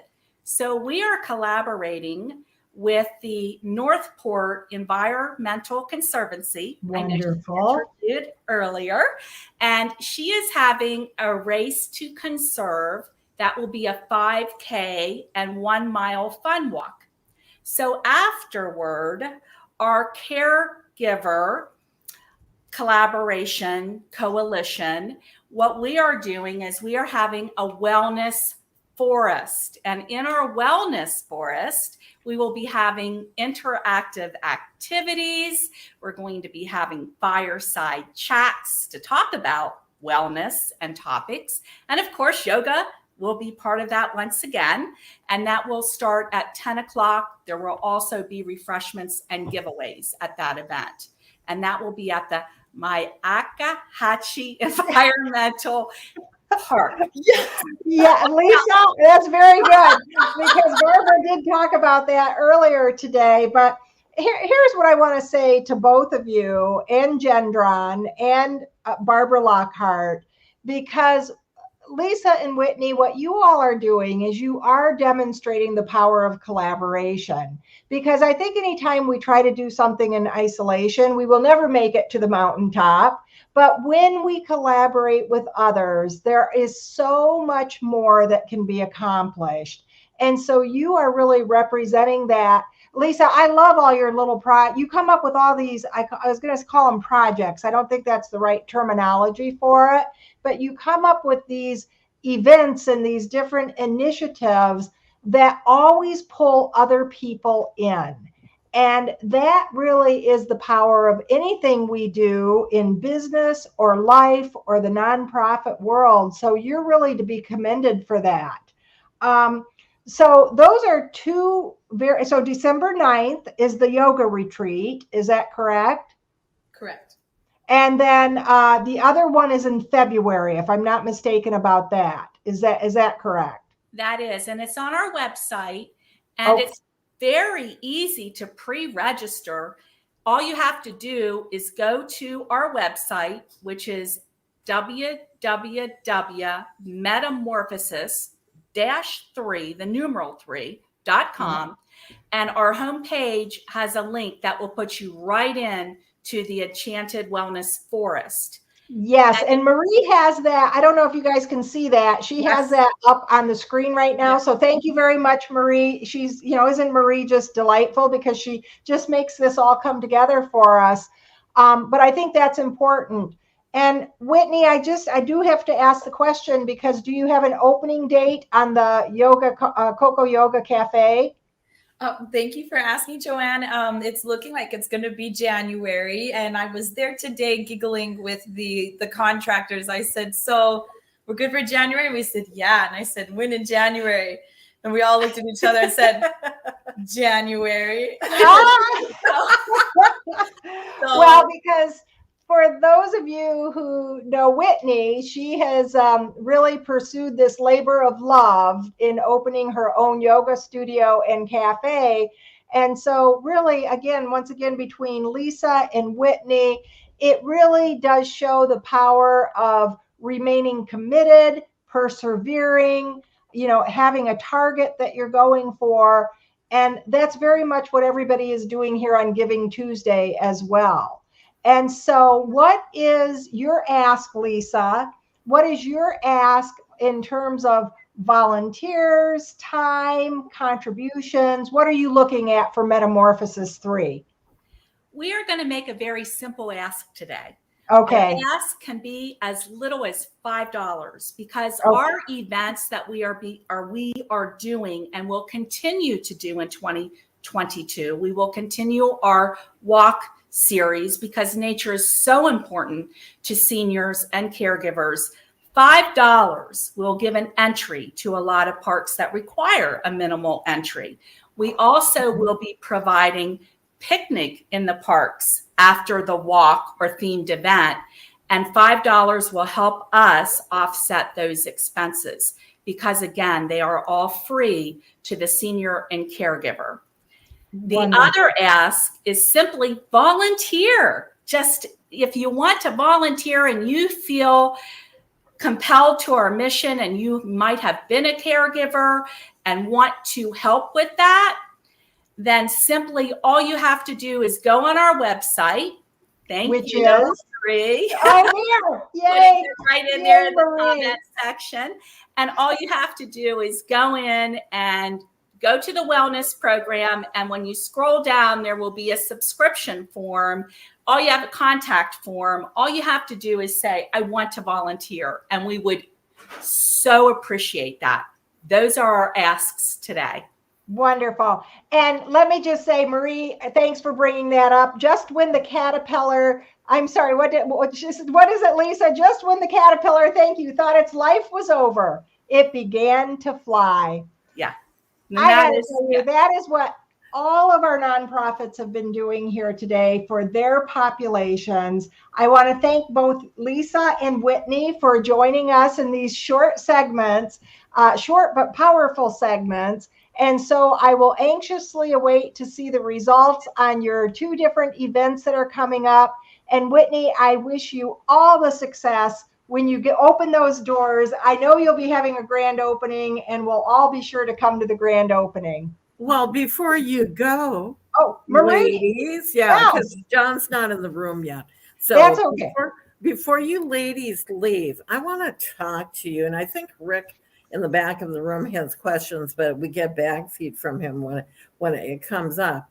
You're finally filling in the yellow building that all of us have driven by for so many years, since I think 2006, 2007, when the economy crashed, and they finally did the one building that's been sitting on 41 empty, and it has physical next to you. And I go, because I was going to say, where is your cafe, yoga cafe? And it sticks out. It's nice and bright and yellow, and it has beautiful signage there. And I don't think we can miss it. Can we, Rick? We can't miss it. What's the corner there? It's on the corner of, is that Pan American, right? Right on the corner of Pan American. And tell me about yoga. You do yoga there, and then what's the part of the cafe? What are you going to be serving for food? Yes, well, we'll have yoga. We'll also have a cafe, which yields nicely to Metamorphosis. One of the initiatives that she does is for socialization.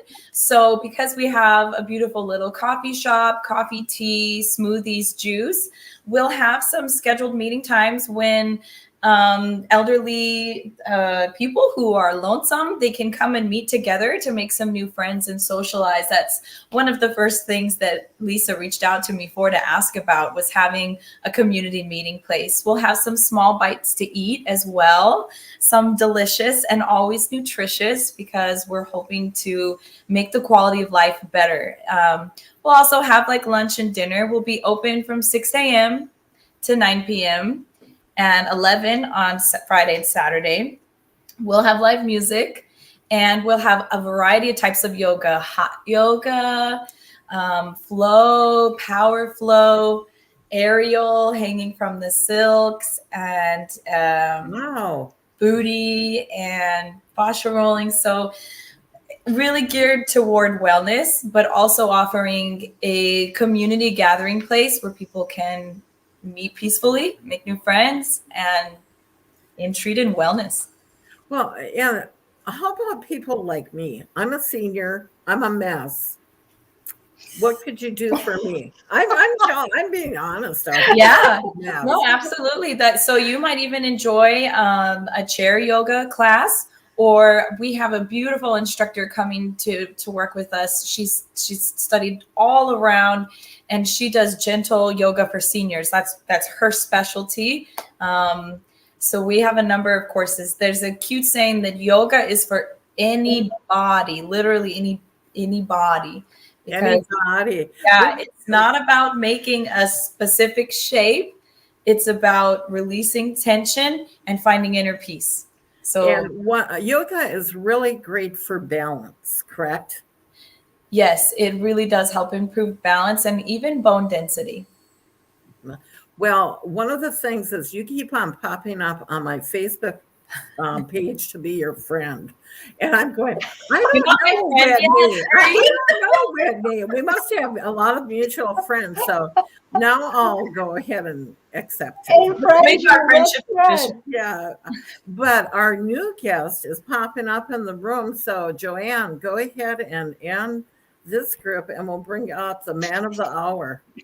So Lisa, let's see, you gave us your contact information. You'll go ahead and put that in the comments. And Whitney, why don't you go ahead and put information about Coco Yoga Cafe in there as well, if you would, please. Okay. Although, yeah, your website and Facebook and some of that information, if you can, okay? And we'll have All links right, you guys. for the events for the Metamorphosis. Oh, perfect. You can Yes, find it on that'll Facebook. be. Yeah, that'll be perfect. All right, you guys, thank you so much for coming on. I will see you down the road. Thank you. Thank you. Thank you for having us. Yes, absolutely. Ah, and here we are, John Wright. The man of the hour. You're looking good, my friend. He is the man of the hour. Good. Marie, I'm not- what does that mean? That you're looking good? Well, you know, I haven't seen you in Something in my eye. something in my eye. You know, I miss being with John. John's one of my favorite people out in the world. He really is. He is such.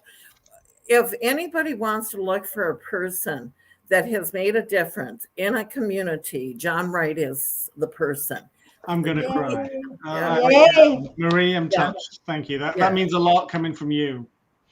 No, John, it was appropriate that you're like our grand finale here today. You know, we've been doing this we've been doing this since 11 o'clock. 11 o'clock this morning with all the nonprofit collaborative leaders, which of course you and Bill Gunnan get all the credit in the world for. Well, thank you. So I want to first of all, thank you for that. I acknowledged you earlier today for your contributions to this whole idea. But yes, John, it is appropriate that you're coming in as the grand finale because we knew that you would be fun and wrap it up terrifically here today. Fun? Fun. You're a fun guy. Yes, you are fun. You're a fun guy. Fun guy. Can I just ask a really pertinent question? Do I get subtitles so that people can understand what I'm saying? You know what? It does happen on Facebook and the social media. In fact, if people go and are watching this and it's actually putting closed captioning, he is from Scotland. Thank you. Oh, yes. This little Scottish guy here, he wears a kilt too, and I've seen him in the kilt. Actually, I could bring up a video of you. You slipped a wee bit into Welsh there, if you don't mind me saying. Your Scottish accent is gone. Well, hey, I speak Minnesotan, don't you know? So anything that I do, I think your hat's too tight. Joanne has never seen you and I together. So this is true. This is he's one of my favorite people, and he has seen me at my worst. Animal welfare. I think I saw you at your best, actually. Well, you think that was my best in the Animal Welfare League when I did the Wrecking Ball? The Wrecking Ball, yes. You can't get that out of your mind. I'm still in therapy. I think so. Now, Marie, you're alluding to all of this, and our audience has no idea what you're talking about. And so I don't know if you're able to give anything to the audience for understanding, but we're a bit curious over here. Joanne, if you don't mind, I'm going to reply to that because if I give it to Marie, she won't tell it the way it was. Okay, there you go, John. So let me hear it. I was selected as one of 3 judges for a lip sync competition to raise funds for the Animal Welfare League, and it was all going incredibly well. There was a lot of talent, amazing talent on the floor. And then came a certain young lady dressed completely in gray flannel, driving a motorized cart of some sort. I think it was like a disability cart. Okay. With a man that was probably 300 pounds, shirtless, wearing a chain around his neck, pulling her. My God. And then she came out to the song Wrecking Ball. Oh my God. Everything was, including the cart, was covered in gray flannel. I mean, you didn't know where Marie started and the cart finished. It was just, but the funniest thing of all is, and I'm trying to remember her name. I know Blackwood was her second name. What was her first name? Nina Blackwood. Nina. Yeah, was she me, was, right? yeah, From she MTV. was one of the judges. She was sitting right next to me, and I suddenly look up, and Marie can't get the controls of this golf cart It was thing sticking. to move. Yeah. And suddenly she took off like a bat out of hell, about 30 miles an hour, Gosh. aiming straight for our table. So I pushed Nina Blackwood out of the way, thinking we're going to have celebrity blood on the floor. My Only to find that she skidded at the last minute and she hit my portion of the table and just burst out laughing. I mean, the song was just for sheer effort. She should have taken the gold medal that day, but after that, I mean, we just couldn't concentrate.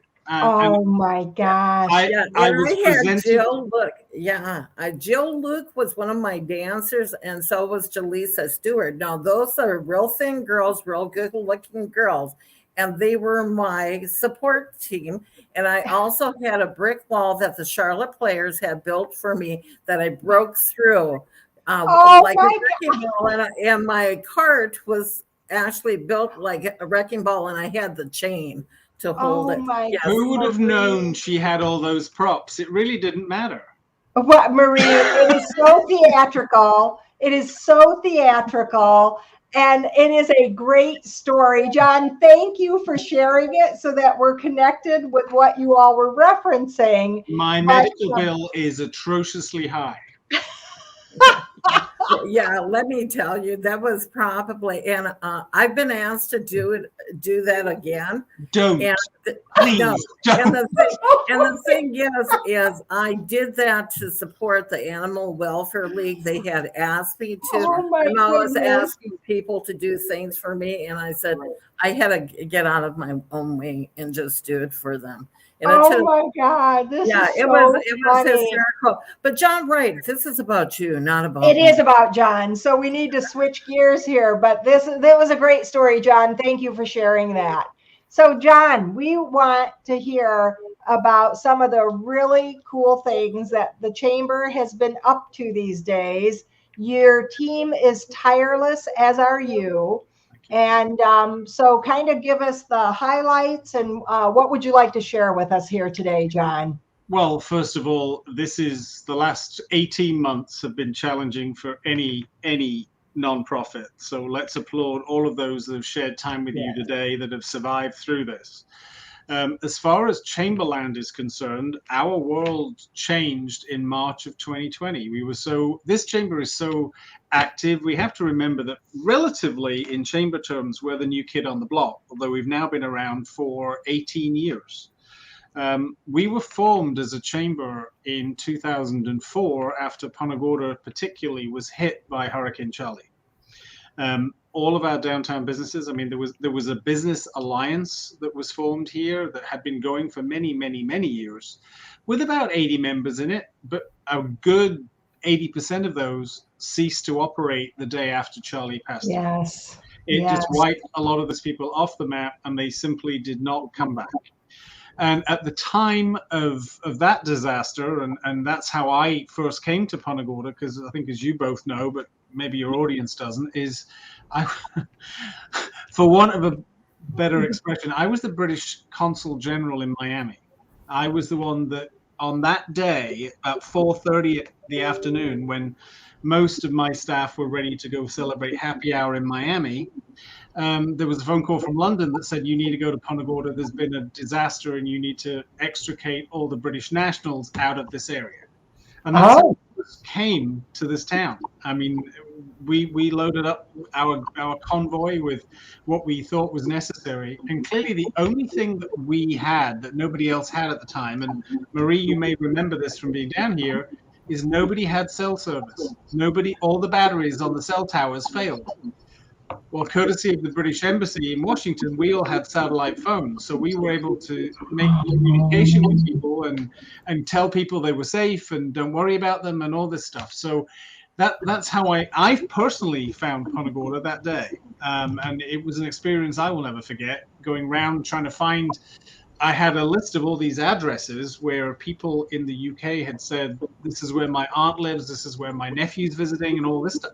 But of course, there was no street names anywhere. There was no road map in the British Embassy that said Punta Gorda was on this map. So it was trials and tribulations. The Punta Gorda Chamber then became formed, but I wasn't part of it then. still had another year to serve in Miami. And it was actually friends that I met through Charlie that said, come to Punta Gorda, we need you.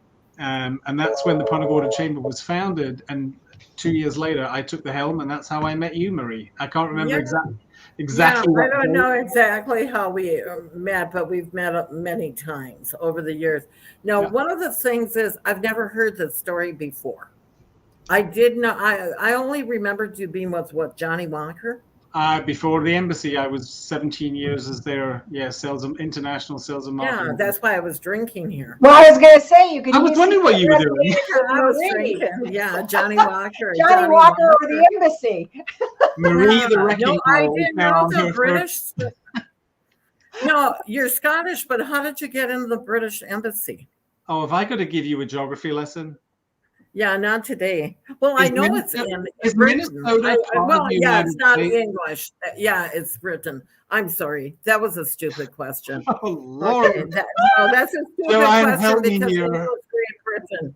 I struggle with this all of our lives. Scotland is a part of the United Kingdom. Yes, and it's just north of England. Just north. Well, John, we are very happy that you made your way to Punta Gorda, and very grateful. What would you like to share with us? Here's what they told us back when I first came in here was that Punta Gorda needed more than just a chamber to help. It needed an association that was going to basically tell the world that Punta Gorda was open for business, that we had not been wiped off the map. So that's why this chamber has taken on a program of work that is so fundamentally different from most other chambers. I mean, we do public events that consistently. We're now up to 4 of our Sullivan Street Arts and Craft Festivals that bring in thousands of people every time we do that a weekend. We're just pulling out of last week, where if you talked to me, I would probably have been horizontal, because it was our 16th annual Wine and Jazz Festival. Yeah, and that was born straight out of Hurricane Charlie. We're open, our restaurants are back, our hotels are back. We want you to come visit. So we become kind of the destination marketing entity as well. But that's all part of what we've done. I want to talk about what we're doing now, which is really, we have focused very hard, and we see it as a very important sector of our business, is the non-profit category. And as we know, today is Giving Tuesday, and I want everybody to know from the bottom of our heart that whatever floats your boat, whatever is your preferred cause, whether it be the elderly, young, disenfranchised, homeless, dogs, cats, anything, please go to Giving Tuesday and make that donation, because it is vital. Our nonprofit category within the chamber is huge. It is really, really huge. And I think, as you've seen, Joanne, you joined the chamber at the most in 2020. Yeah, there's funny story about Marie, but there's even better one about Joanne, really, because she was I remember sitting in closed doors back in April of 2020 when nobody was open and everybody was frantically trying to gather information about what they can do, how they could stay open, how to apply for the PPP loans and all the rest of it. So behind the scenes, we were helping collaborate and put all that together. But there was the phone call from Joanne Comiskey that said, "Hey, I want to join the chamber." And I went, there's a phrase I haven't heard in a couple of months. And that was the start of a great relationship, and where we've talked many times about the value that the nonprofits actually bring. Everybody, I wouldn't say everybody, but there is a perception that the nonprofits are always at the heels of the for-profit businesses. But quite frankly, in this community that we have here, we're such a generous giving community that without those nonprofits, the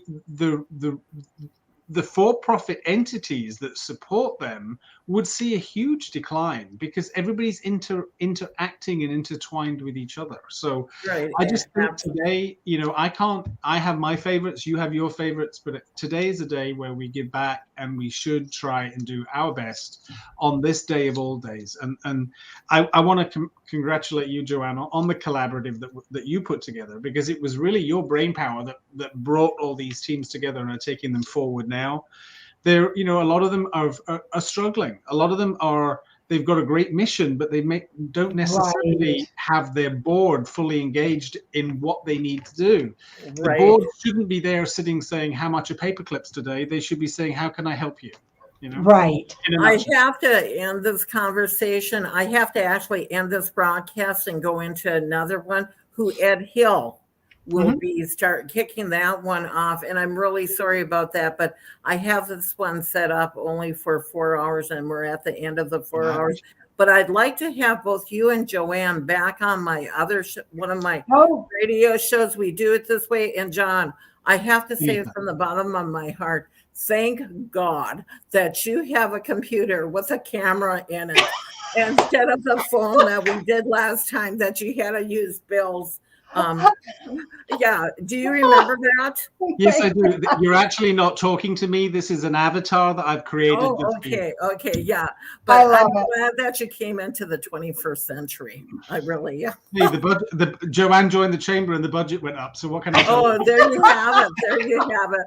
Thank you, everybody, for tuning in with us today. And to some of my friends out there that are actually watching this, and for the people that are out there, these are some of your people that are making a difference in your communities. Give them a applaud and a handshake and a pat on the back because they really need it. John Wright is so dear to my heart. I love this guy. I really, really love him.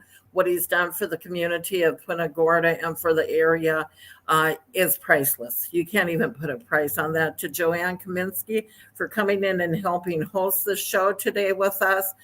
To all of you out there, we're going to be going into a new feed. So we'll be getting off this one and we're going to be going on with Ed Hill with Lightspeed Gives and also the Military Heritage Museum. And there's other groups coming on. So see you again in just a minute. Bye-bye. It's been fun. Thank you. Bye now. Bye-bye.